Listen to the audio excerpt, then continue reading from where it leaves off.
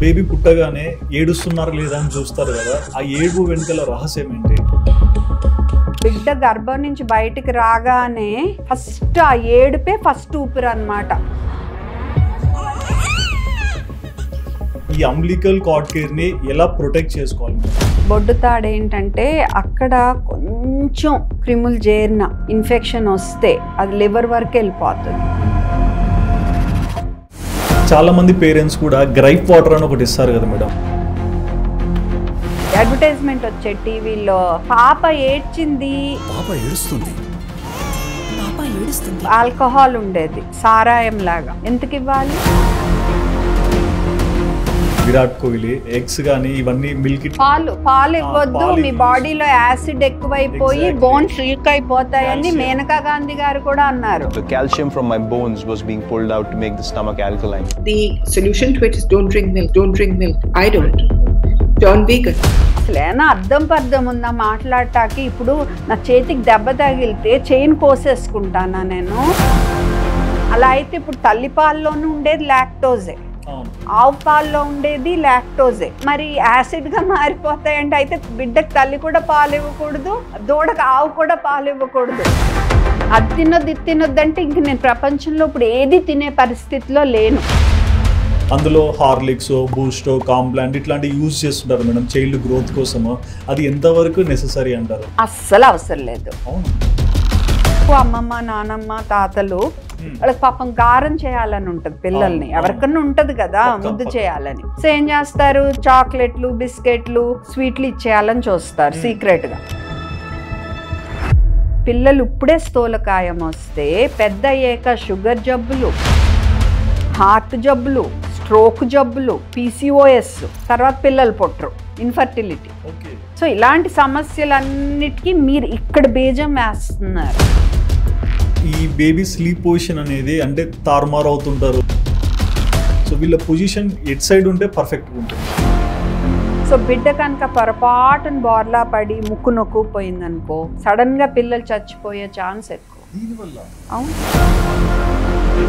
ఈ CPRని రైట్ వేలో సేఫ్టీగా బేబీకి ఏం కాకుండా ఒక పేరెంట్ ఎలా చేయగలుగుతారో మాకు ఒకసారి చూపిస్తారా? తప్పకుండా. బిడ్డని ఇలా పాపా పాపా గట్టిగా పిలవాలి. ఎక్కడ పడితే అక్కడ ఇలా ఇలా ఇలా కొట్టేయకూడదమ్మా, తాళాలు చేతుల్లో పెట్టకూడదు, నీళ్ళు జమ్మకూడదు, ఇలా కదిపేయకూడదు please.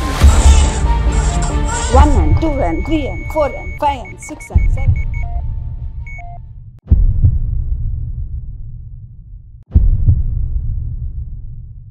Hi viewers, welcome to Sudheer talks. నేను మీ హోస్ట్ సుధిరెడ్డి. రీసెంట్ డేస్లో పీడియాట్రిషియన్ డాక్టర్ శివరంజని మేడం గారు చెప్పిన మాటలు విన్నాక చాలామంది పేరెంట్స్కి పిల్లల పట్ల ఒక అవగాహన అయితే 100% వచ్చిందని నేను అనుకుంటున్నాను.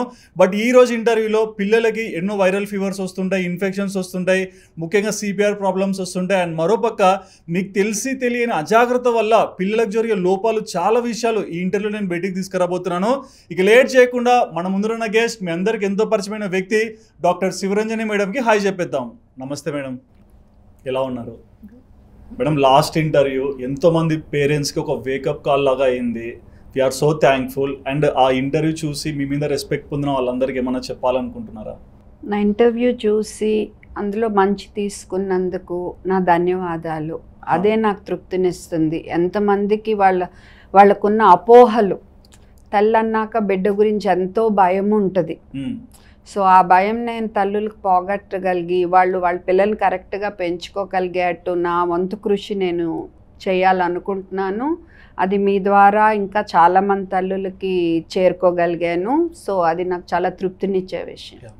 అంటే ఆ వీడియో చూసి చాలామంది పేరెంట్స్ కూడా మనసులోనికి ఎంటారు. ఆ మదర్స్ అందరి తరపున thank you so much madam. So తల్లిని బిడ్డని ఎవరు వేరు చేయలేరు, కానీ ఆ ఆపరేషన్ జరిగినప్పుడు అంబ్లికల్ అంటే కార్డ్ కేర్ కట్ చేసి ఆ పేగుని తీసేస్తారు కదా. సో అప్పటి నుంచి ఒక శిశువు జన్మ మొదలవుతుంది. సో బేసిక్గా ఈ అంబ్లికల్ కార్డ్ కేర్ని ఎలా ప్రొటెక్ట్ చేసుకోవాలి మేడం? సో బొడ్డు తాడు ఏంటంటే అక్కడ కొంచెం క్రిములు చేరిన అక్కడ కనుక ఇన్ఫెక్షన్ వస్తే అది లివర్ వరకు వెళ్ళిపోతుంది. ఓకే. వెళ్ళిపోయి మనకి ముందు తెలియపోయిన పెద్ద అయ్యాక లివర్ నుంచి మళ్ళీ ఇటుపక్క స్ప్లీన్ అని ఉంటుంది మనకి, అది కూడా పాడైపోవచ్చు. సో బొడ్డుని మనం చాలా జాగ్రత్తగా కాపాడాలి. అది ఆరే వరకు బొడ్డు తాడు ఊడిపోయి తడి ఉంటుంది కొంచెం, అది కూడా పొడి అయ్యే వరకు చాలా జాగ్రత్తగా కాపాడుకోవాలి. సో మెయిన్ పొడిగా ఉంచాలి, అక్కడ ఏం మందులు వేయక్కర్లా ఏం వేయక్కర్లా, పొడిగా ఉంచాలి, తడి ఉండకూడదు. మాటికి చేతులు అక్కడ పెట్టకూడదు, డ్రాయర్లు కానీ డైపర్లు కానీ దాని మీదకి వచ్చేట్టు వేయకూడదు. సో అది చేస్తే చాలు మనం. ఓకే. అండ్ జనరల్గా ఎక్కువ మంది పేరెంట్స్ తెలిసి తెలియక చేసే మిస్టేక్ ఏంటి మేడం ఆ బొడ్డు తాడు దగ్గర? ఇదివరకు చేసేవారు, ఇప్పుడు చేయటం లేదు. ఇదివరకు పేడ అవి రాసేవారు, చాలా ఘోరం అన్నమాట. అదృష్టవశాత్తు నాకు తెలిసి ఇప్పుడు చేయట్లేదని అనుకుంటున్నాను. మీరు ఎవరన్నా మీకు ఎవరికన్నా అలాంటి అలవాటు ఉంటే మటుకు దయచేసి చేయొద్దు, చాలా చాలా ప్రమాదం అది, దయచేసి చేయొద్దు. బొడ్డు పూర్తిగా ఆరాలి. ఎప్పుడైనా కానీ బొడ్డు నుంచి చీము వచ్చినా, బొడ్డు చుట్టూ మీరు ముట్టుకున్నప్పుడు బిడ్డ బాగా ఏడ్చేస్తున్నా, బొడ్డు చుట్టూ బాగా వాసిపోయి ఎర్రగా అయిపోయినా వెంటనే మంచి పిల్లల డాక్టర్ని సంప్రదించాలి. ఎందుకంటే ఆ ఇన్ఫెక్షన్ని మంచిగా అప్పటికప్పుడు యాంటీబయాటిక్స్ ఇచ్చి మనం కనుక ట్రీట్ చేయకపోతే నేను ఇందాక చెప్పినట్టు లివర్ వరకు వెళ్ళిపోవచ్చు, బాడీ అంతా కూడా ఎక్కొచ్చు. ఓకే. అండ్ ఈ రోజుల్లో కొంచెం చూస్తున్నాం మేడం, అంటే చాలామంది పిల్లలు బయటికి రాగానే డాక్టర్స్ వాళ్ళని ఇంక్యుబులేటర్లో పెడుతున్నారు, ఆక్సిజన్ కానీ వీటన్నిటికీ సెట్ అయ్యే విధంగా. బట్ ఇది ఎంతవరకు నెససరీ అంటారు? అంటే ఇప్పుడు చాలా వరకు పెట్టరు, అవసరమైనట్టే పెడతారు. సో ఇదివరకు ఏంటంటే బాగా చంటి పిల్లల్ని మనం బ్రతికించడానికి బాగా నెలలకు ముందు పుట్టిన పసికందులు మనం బ్రతికించడానికి ప్రయత్నించే వాళ్ళం కాదు. ఇప్పుడంటే మొన్న ఈ మధ్య మనకు తెలిసిన చంటి పిల్లల నియోనేటాలజిస్ట్ అంటాం, అప్పుడే పుట్టిన నెల వరకు పిల్లల్ని చూసే డాక్టర్స్, చాలా స్పెషలిస్టులు వాళ్ళు, డిఎం డాక్టర్లు అన్నమాట. వాళ్ళు 300 గ్రాములతో పుట్టిన బిడ్డని కూడా బతికిచ్చి ఏమీ ప్రాబ్లం లేకుండా వాళ్ళు బయటికి పంపారు, ఆసుపత్రి బయటికి కదా. మరి అటువంటి బిడ్డల్ని కేర్ చెయ్యాలి అంటే మనకు తప్పదు, మంచి సెటప్ ఉండి మంచిగా ఆక్సిజన్ అవసరమైనట్టు ఇవ్వాలి, మంచి ఇంక్యుబేటర్లు ఉండాలి, మంచి వెంటిలేటర్లు ఉండాలి, మంచి నర్సులు ఉండాలి, మంచి డాక్టర్లు ఉండాలి, ఇన్ఫెక్షన్ అవి రాకుండా కాపాడే సెటప్ ఉండాలి. సో అవసరం బట్టి అండ్ పుట్టినప్పుడు ఏమీ సమస్యలు రాకుండా పుట్టేటైతే అసలు మన పీడియాట్రిషియన్ ఎందుకు ఉండాలి అక్కడ డెలివరీకి? సమస్యలు వస్తాయనే కదా మనం అక్కడ రెడీ ఉంటాము. సో కొంతమంది పేగు గబుక్కుని మోషన్ వెళ్ళిపోయి తాగేయచ్చు ఆ నీళ్లు, అవి ఊపిరితిత్తుల్లోకి వెళ్ళి సమస్య అవ్వచ్చు. ఓకే. కొంతమంది షుగర్ జబ్బు ఉన్న తల్లులు అనుకోండి, పుట్టిన పిల్లలకి షుగర్ లో అవ్వచ్చు. ఓకే. పొట్టలో ఉన్నప్పుడు, తల్లి గర్భంలో ఉన్నప్పుడు బిడ్డ సరిగ్గా ఎదగలేదనుకోండి, ఐయుజిఆర్ బేబీ అంటే గ్రోత్ సరిగ్గా లేదు, intra uterine growth retardation. Intra అంటే లోపల, యూటిరస్ అంటే గర్భసంచి. గ్రోత్ అంటే ఎదుగుదల, రిటార్డేషన్ అంటే తగ్గటం. సో ఇలాంటి బేబీస్ ఉన్నారనుకోండి, వాళ్ళకు కూడా గ్లూకోజ్ లో అవ్వచ్చు, ఇలాంటి సమస్యలు రావచ్చు. వాళ్ళని వెచ్చగా ఉంచుకోలేకపోవచ్చు కొన్ని రోజులు. సో మరి ఇలాంటి వాళ్ళందరినీ కాపాడుకుని నాజూగ్గా చూసుకుని జాగ్రత్తగా వాళ్ళని మన NICU నుంచి బయటికి పంపితే వాళ్ళు ఏ సమస్య లేకుండా వెచ్చదనం వాళ్ళు మెయింటైన్ చేసుకోగలగాలి, తల్లిపాలు తాగగలగాలి, మంచిగా సేఫ్ ఉండాలి. ఓకే. ఇప్పుడు నెలల ముందు పుట్టిన పిల్లలు ఉన్నారనుకోండి, బాగా ముందు 30 వారాలు 32 వారాలు 28 వారాల్లో పుట్టిన పిల్లలు, వాళ్ళకి ఒకసారి బ్రెత్ ఆగిపోతూ ఉంటుంది, యాప్నియా అంటాం. వాళ్ళకి కొంతమందికి పేగు ఒక్కోసారి సడన్గా NEC అంటాం, నెక్రోటైజింగ్ ఎంట్రోకోలైటిస్, అంటే పేగు సడన్గా కుళ్ళిపోవచ్చు. ఇలాంటి సమస్యలు ఉంటాయి మనకి. అండ్ హైలీన్ మెంబ్రెయిన్ డిసీజ్ అని ఉంది, అంటే ఊపిరితిత్తులు సరిగ్గా ఎదుగుదల లేకపోవటం అన్నమాట. సో ఇలాంటి సమస్యలు ఉంటాయి, వాటిని అన్నిటినీ మనం సరిగ్గా చూసుకుని బిడ్డను బయటికి పంపాలి. అందుకని మరి ఇలాంటివన్నీ అవసరం అవుతాయి. సో అవసరం బట్టే అందరూ చేరుస్తారు తప్ప అనవసరంగా చేర్చే వాళ్ళు ఒకళ్ళిద్దరు ఉండొచ్చు. అలా అని మనము అందరు డాక్టర్లు అనవసరంగా చేరుస్తున్నారనే అభిప్రాయంతో ముందుకు వెళ్ళకూడదు. ఇందులో నమ్మకం అనేది చాలా ముఖ్యం. మనం ఒక డాక్టర్ దగ్గరికి వెళ్తున్నాం అంటే నమ్మకంతో వెళ్ళాలి. మనకు నచ్చలేదు అనుకోండి, ఇంకో సెకండ్ ఒపీనియన్ తీసుకోవాలి, ఎందుకంటే మన బిడ్డ. సో మనకి ఇదేంటో సరిగ్గా లేదు అనిపిస్తే ఇంకొకళ్ళని అడగాలి. కానీ ఇది అందరూ కావాలని ఇలా పెట్టేస్తున్నారని అనుకోవటం కరెక్ట్ కాదు. అపోహ అనుకోవాలి. అంతే అంతే. అందరూ ఎవరికి వాళ్ళ మా వృత్తి ధర్మం బాగా చేయాలని చూసుకుంటాం కదా. మేము బాగా చేస్తేనే కదా పోనీ సరే నేను ఏదో చాలా గొప్పదాన్ని కాదు కానీ నేను బాగా చేస్తేనే కదా నాకు ఇంకొంతమంది వచ్చి చూపిస్తారు. కనీసం అంతవరకైనా నేను బాగా ఉండాలని చూసుకుంటా కదా. సో ఆలోచించండి మీరే. అండ్ లైక్ బేబీ పుట్టగానే ఏడుస్తున్నారు లేదా అని చూస్తారు కదా, ఆ ఏడుపు వెనుకల రహస్యం ఏంటి? అంటే ఏం లేదు, ఇప్పుడు గర్భంలో ఉన్నప్పుడు ఊపిరితిత్తుల నిండా నీళ్లు ఉంటాయి. ఇప్పుడు స్పాంజ్ ఒకటి తీసుకోండి, దాని నిండా నీళ్లు ఉంటాయి. అలాగా గర్భంలో ఉన్నప్పుడు బిడ్డ గాలి పీల్చుకోదు.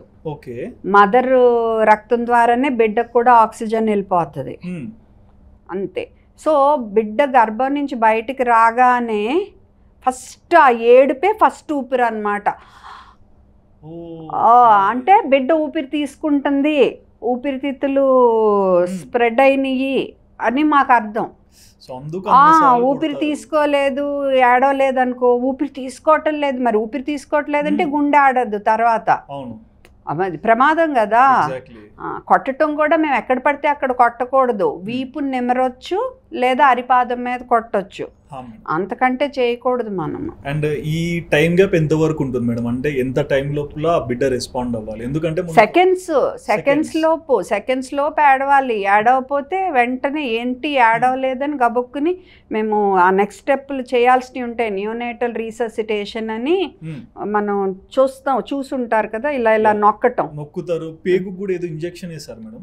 అది ఇంకా ఏంటంటే ఇప్పుడు ఫస్ట్ గాలి ఇవ్వటానికి చూస్తాము, తర్వాత ఛాతొత్తటానికి చూస్తాం సిపిఆర్ లాగా. అది కూడా పనిచేయట్లేదు అనుకో, ఎడ్రినలిన్ అనే ఇంజెక్షన్ కూడా ఇవ్వాల్సి ఉంటుంది. సో ఎందుకంటే వాళ్ళు అది వెళ్ళి గుండెని తడుతుంది అన్నమాట, అప్పుడు గుండె కొట్టుకోవటం మొదలు పెడుతుంది. సో గుండె కొట్టుకోవట్లేదు అనుకో, అప్పుడు ఆ ఇంజెక్షన్ ఇవ్వాలి. ఓకే, అది కూడా చూసాం మేడం ఒక వీడియోలో. అంటే కొంచెం కొంచెం ఇస్తున్నారు ఆయన, ఒకటేసారి మొత్తం ఇవ్వకుండా. అది డోసులు ఉంటాయి మనకి, ఒక డోస్ ఇచ్చామనుకో పని చేయలేదనుకో అప్పుడు ఇంకో డోస్ ఇవ్వాల్సి రావచ్చు, అలాగనమాట. అండ్ ఈ బేబీస్ కూడా బయటకు వచ్చాక వెయిట్ చూస్తుంటారు కదా మేడం, అంటే ఈ వెయిట్ని బట్టి ఏం డిసైడ్ చేస్తుంటారు? అంటే ఇప్పుడు లో బర్త్ వెయిట్ అంటాం. లో అంటే ఏంటి? తక్కువ. బర్త్ అంటే పుట్టినప్పుడు బరువు. సో 2.5 కిలోల లోపు అనుకో లో బర్త్ వెయిట్ కింద. సో లో బర్త్ వెయిట్ బేబీస్లో కొంచెం సమస్యలు ఎక్కువ ఉంటాయి. ఓకే, వాళ్ళని వాళ్ళు వెచ్చగా ఉంచుకోలేకపోవచ్చు, పాలు సరిగ్గా తాగకపోవచ్చు, అలా కొన్ని సమస్యలు ఉండొచ్చు. సో అందుకని low birth weight normal birth వెయిటా అనేది ఫస్ట్ మనం చూసుకోవాలి. ఇప్పుడు ఒక జనాభాలో ఎక్కువ మంది లో బర్త్ వెయిట్ పుడుతున్నారనుకో, అంటే నెలల ముందైనా పుడుతున్నారు, ఆ తల్లి సరిగ్గా ఆహారం తినక దానివల్ల లో బర్త్ వెయిట్లో పుడుతున్నారు. సో ఎందుకు అలా అనేది మనం ఇప్పుడు డేటా మెయింటైన్ చేసుకుని చూసుకుని దాన్ని బట్టి తల్లుల హెల్త్ కూడా ఇంప్రూవ్ చేయాలి, ఆరోగ్యం కూడా ఇంప్రూవ్ చేయాలి. తర్వాత కరెక్ట్ బర్త్ వెయిటే పుట్టారనుకో, ఆ వెయిట్ తర్వాత ఎలా పెరుగుతున్నారు, సరిపోను పెరుగుతున్నారా లేదా చూసుకోవటం ఒక రిఫరెన్స్ కూడా ఉండాలి మనకి. సో అందుకని బర్త్ వెయిట్ అనేది చాలా ముఖ్యం. మేడం మీరు లో బర్త్ వెయిట్ అన్నప్పుడు నాకు ఒక ఇన్సిడెంట్ గుర్తొచ్చింది మేడం. మన ప్రముఖ హీరో మహేష్ బాబు గారు ఉన్నారు కదా మేడం, ఆయన అబ్బాయి గౌతమ్ గారు గురించి చాలా రోజులు NICలో ఉన్నారని చెప్తారు. ఆ పుట్టినప్పుడు కూడా ఇంతే ఉన్నాడు బేబీ, బట్ నేను జాగ్రత్తలు తీసుకోవడం వల్ల ఇట్లా గ్రో అయ్యారు అనేది. సో ఈ సిచ్యువేషన్స్ బేబీస్కి ఎలా ఫామ్ అవుతుంటాయి? నెలల ముందైనా పుట్టాలి, తల్లి గర్భంలో ఉన్నప్పుడే తల్లి ఆహారం అది సరిగ్గా తీసుకోపోవటం వల్ల తను చిన్నగా అయినా పుట్టాలి. తల్లికి షుగర్ జబ్బుండి దానివల్ల ప్లాసెంటా అంటాం. ప్లాసెంటా తెలుగులో ఏమంటారు నాకు తెలియదు. ఇప్పుడు తల్లి నుంచి బిడ్డకి ఆహారం అందించేది ఉంటుంది. సో అది సరిగ్గా లేకపోయినా, సో బిడ్డకి సరిగ్గా రక్త సరఫరా తగ్గినా గర్భంలో ఉన్నప్పుడు, ఆర్ క్రోమోజోముల్లో ఏమన్నా తేడా ఉన్నా, జీన్స్లో ఏమన్నా తేడా ఉన్నా, ఇలా కొన్ని సమస్యల వల్ల మనం బిడ్డలు చిన్నగా పుట్టొచ్చు అన్నమాట. అండ్ ఇప్పుడు ఆ అబ్బాయిని చూసుకుంటే ఈరోజు చాలా హెల్తీగా అంత హైట్ ఆ వెయిట్ అంతా గెయిన్ అయ్యారు కదా, సో దీంట్లో ఫుడ్ ప్రికాషన్స్ ఉంటాయి మేడం ఏమన్నా? మీరే ఇందాక అడిగారు కదా ఎందుకు ఇంక్యుబేటర్లో పెడుతున్నారని. So Exactly. ఇలాంటి పిల్లల్నే మరి నాజుగ్గా కాపాడుకుని నార్మల్గా మంచిగా కరెక్ట్ బర్త్ వెయిట్ కరెక్ట్ టైంలో పుట్టే పిల్లలు ఎలా ఉండాలో అలా చేయటానికే కదా ఈ NICUలు. ఓకే. సో అలా చేయటం వల్లే వీళ్ళందరూ హెల్తీగా ఉన్నారు. సో IUGR బేబీస్ అంటే ఏంటంటే వాళ్ళు నెలలు నిండాకనే పుట్టారు ఆర్ నెలల ముందు పుట్టినా వాళ్ళు ఉండాల్సినంత బరువు లేరు. ఇప్పుడు పుట్టిన బిడ్డను చూస్తే మీకు చక్కగా నునుగా ఉంటుంది స్కిన్. ఈ IUGR బేబీలు ఎలా ఉంటారు, స్కిన్ అంతా ముడతలు పడి ముసలాళ్ళ ఉన్నట్టు లైట్గా ఉంటారనమాట. అంటే వాళ్ళకు ఉండాల్సినంత కొవ్వు జారలేదు, ఆహారం ఇమడలా వాళ్ళ శరీరంలో. సో ఇలాంటి వాళ్ళు ఏంటి పుట్టాక వీళ్ళు మిగతా పిల్లల కంటే థ్రిఫ్టీ జీన్ సిండ్రోమ్ అంటారు. థ్రిఫ్టీ అంటే ఏంటంటే వాళ్ళు అప్పటి వరకు వాళ్ళకి సరిపడా ఫుడ్ అందలా, సడన్గా ఫుడ్ అందేసరికి తినేయటము ఆర్ మనలాగే తిన్నా వాళ్ళు ఎక్కువ లావ్ అయిపోవటము. సో ఈ IUGR బేబీలో పెద్ద అయ్యాక ఒబిసిటీ రిస్క్ కూడా ఎక్కువ ఉంది అంటున్నారు. సో ఇలాంటివి కూడా ఉంటాయి. సో మెయిన్ ఏంటంటే మనము ఏదైనా IUGR అయినా నెలల ముందు పుట్టినా షుగర్ ఉన్న తల్లికి పుట్టినప్పుడు మింగేసిన మోషను మికోనియం అంటాం. సో ఈ NICUలో కరెక్ట్గా డాక్టర్ చెప్పినట్టు చూపించుకుని నెమ్మదిగా బయటకు వచ్చినాక కూడా వచ్చే ముందు డాక్టర్ని 1కి 10 సార్లు ఏం జాగ్రత్తలు తీసుకోవాలి, గబుక్కును ఊపిరాగిపోతే నేను ఏం చేయాలి, బేబీని వెచ్చగా ఎలా ఉంచాలి, పాలు ఎన్నిసార్లు ఇవ్వాలి, రోజుకి బిడ్డ యూరిన్ ఎన్నిసార్లు వెళ్ళాలి, ఏ పరిస్థితిలో నేను ఎమర్జెన్సీకి తీసుకురావాలి, బిడ్డ రోజు మోషన్ వెళ్ళాలా, ఎన్ని రోజులు మోషన్ వెళ్ళకపోతే ప్రమాదం, ఇలా అన్నీ తెలుసుకోవాలి. అవగాహన అనేది చాలా ముఖ్యం, అన్నిటికంటే ముఖ్యం అదే.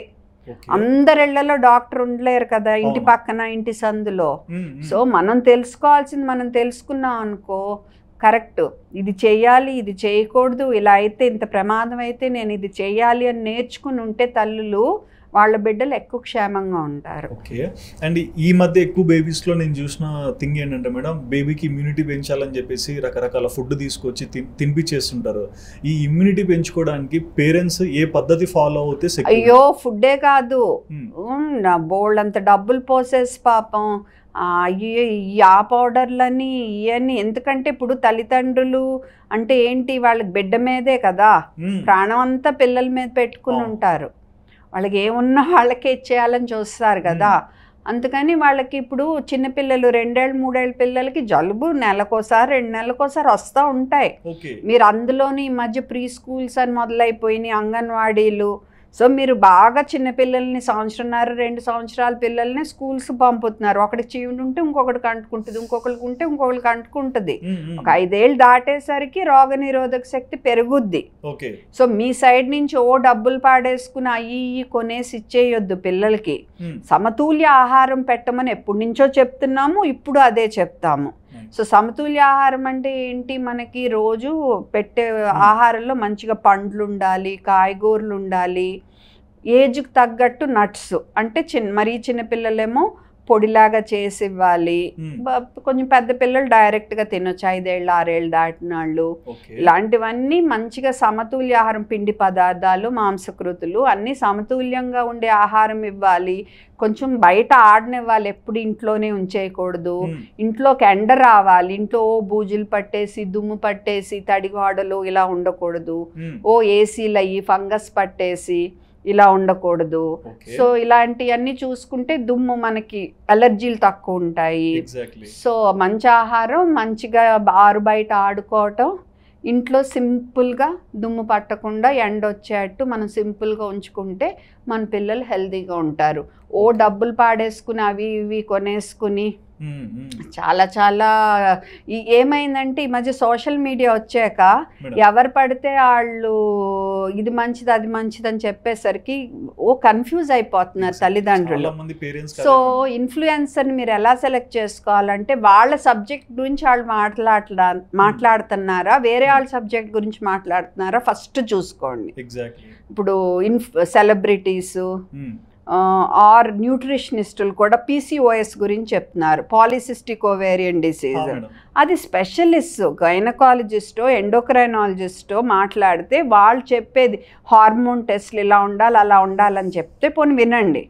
ఇప్పుడు నేను చెప్పినా వినొద్దు, ఎందుకంటే నా సబ్జెక్ట్ కాదు, నా సబ్జెక్ట్ కాదు. సో ఎవరి సబ్జెక్ట్ వాళ్ళు మాట్లాడుతున్నారా లేదా ఫస్ట్ చూసుకోండి. రెండోది ఏదైనా బ్రాండ్ని ప్రమోట్ చేస్తున్నారో చూడండి. సో వాళ్ళ సబ్జెక్ట్ వాళ్ళు మాట్లాడటల్లా ఏదో బ్రాండ్ని ప్రమోట్ చేస్తున్నారంటే కొంచెం వీళ్ళతో జాగ్రత్తగా ఉండాలి, వీళ్ళు కరెక్ట్ చెప్తున్నారో లేదో అనేది మట్టుకు మీరు చూసుకోవాలి. అండ్ మీరు ఈ మాట అన్నప్పుడు నాకు గుర్తొచ్చింది, మంతన సత్యనారాయణ గారు రీసెంట్గా ఒక వీడియో మీరు మొన్న చెప్పాక చూసాం మేడం. చిన్నపిల్లలకి ఎగ్స్ కానీ లేకుంటే మిల్క్ ఇలాంటివి ఇవ్వద్దు, ఓన్లీ వెజ్జీస్ పెట్టమంటారు. వెజిటబుల్ జ్యూస్, వెజిటబుల్ రసం ఇమ్మంటున్నారు. పెరిగే పిల్లాడికి మీకు ప్రోటీన్ ఇవ్వద్దురా, ప్రోటీన్ ఇవ్వద్దు, పెరిగే పిల్లాడికి పాలు ఇవ్వద్దు, గుడ్డు ఇవ్వద్దు, వెజిటేబుల్ జ్యూస్ ఇమ్మని చెప్తే అసలు ఏమైనా అర్థం పర్థం ఉందా మాట్లాడటానికి? ఇప్పుడు నా చేతికి దెబ్బ తగిలితే చైన్ కోసేసుకుంటానా నేను? ఇప్పుడు పౌల్ట్రీలోనూ దేంటి వీటికి ఆవులకి గేదెలకి హార్మోన్లు ఇస్తున్నారు, ఆ హార్మోన్లు మీ బాడీలోకి వచ్చేస్తున్నాయి, దానివల్ల ఆడపిల్లలకి పీరియడ్స్ అయి తొందరగా వస్తున్నాయి అనేది ఒక హైపోథెసిస్, అంటే ఒక ఆలోచన. దానికంటే డేంజర్ ఏంటో తెలుసా? ఇప్పుడు మందులు వాడుతున్నారు కదా మొక్క పొలాల్లో, అవన్నీ వాటి వల్ల ఈ సమస్య ఇంకా ఎక్కువ. ప్లాస్టిక్ వల్ల కూడా ఈ సమస్య ఇంకా ఎక్కువ. ప్లాస్టిక్ వాడటం, బాడీ క్రీమ్స్ వాడటం, ఈ పొలాల్లో మందులేసి పెంచే వాటి వల్ల, ఆ గడ్డి ఈ ఆవులు గేదెలు తినటం వల్ల, కోడులు తినటం వల్ల, దానివల్ల ఇంకా సమస్యలు. వీటికి ఇచ్చే హార్మోన్స్ కంటే హార్మోన్స్ కూడా సమస్యలే. సో మనం ఏం చేయాలి? మనం కొనుక్కునే గుడ్లు, పాలు, మనం కొనుక్కునే ధాన్యాలు, కూరగాయలు, పండ్లు ఎంత తక్కువ ఈ మందులతో హార్మోనులతో ఉన్నాయి కొనుక్కుని ఆ రకంగా మనం మన బిడ్డలకి ఆహారం సమతుల్యంగా ఇవ్వాలి తప్ప అది తినొద్దు ఇది తినొద్దంటే ఇంక నేను ప్రపంచంలో ఇప్పుడు ఏది తినే పరిస్థితిలో లేను. సో అందుకని మనం జాగ్రత్తగా మంచి తీసుకుని ఇవ్వాలి తప్ప సమతుల్యాహారం, బిడ్డకి గుడ్డు పాలు ప్రోటీను కాల్షియం వద్దని వెజిటేబుల్ జ్యూస్ ఇమ్మంటే ఇంక నేను దీని గురించి చెప్పేదేం లేదు. బట్ సారీ టు సే ఇంకొక సెలబ్రిటీ కూడా ఉన్నారు మేడం, విరాట్ కోహ్లీ. సో చాలా మంచి ప్లేయర్గా ఒక గుర్తింపు అయితే ఉంది. బట్ ఈయన దగ్గర ఒక ప్రోడక్ట్ రీసెంట్ యాడ్లో చూస్తే లైక్ సేమ్ ఈయన కూడా అంతే, ఎగ్స్ కానీ ఇవన్నీ మిల్క్, పాలు ఇవ్వద్దు, మీ బాడీలో యాసిడ్ ఎక్కువైపోయి బోన్స్ వీక్ అయిపోతాయని మేనకా గాంధీ గారు కూడా అన్నారు.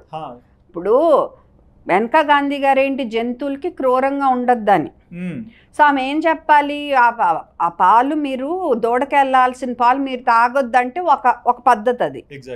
ఓకే, విరాట్ కోహ్లీకి పాలు సూట్ అవ్వాలా, వీగన్గా మారాక అతనికి హెల్త్ బాగుంది, నాకు అలా బాగుంది అంటే బాగానే ఉంది. అక్కడి నుంచి మీరు పాలు తాగితే బాడీలో యాసిడ్ బిల్డప్ అవుద్ది, యాసిడ్ వల్ల బోన్ కరిగిపోతుంది, ఇలా చెప్తే అది తప్పు కదా. ప్రజల్ని అనవసరంగా వాళ్ళకి ఎంత మిలియన్స్, వాళ్ళకి కోట్లలో ఉన్నారు వాళ్ళ ఫాలోవర్స్, వాళ్ళు మరి నిజమే అనుకుంటారు.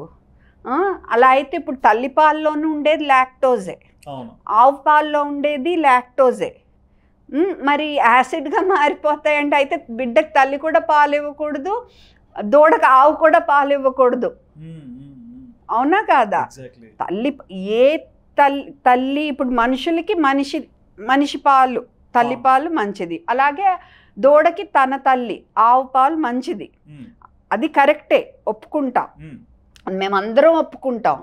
కానీ ఆవు గేదె పాలు తాగితే యాసిడ్ ఎక్కువైపోయి బోన్స్ కరిగిపోయి కాల్షియం బయటకు వచ్చేస్తుంది ఏంటండి?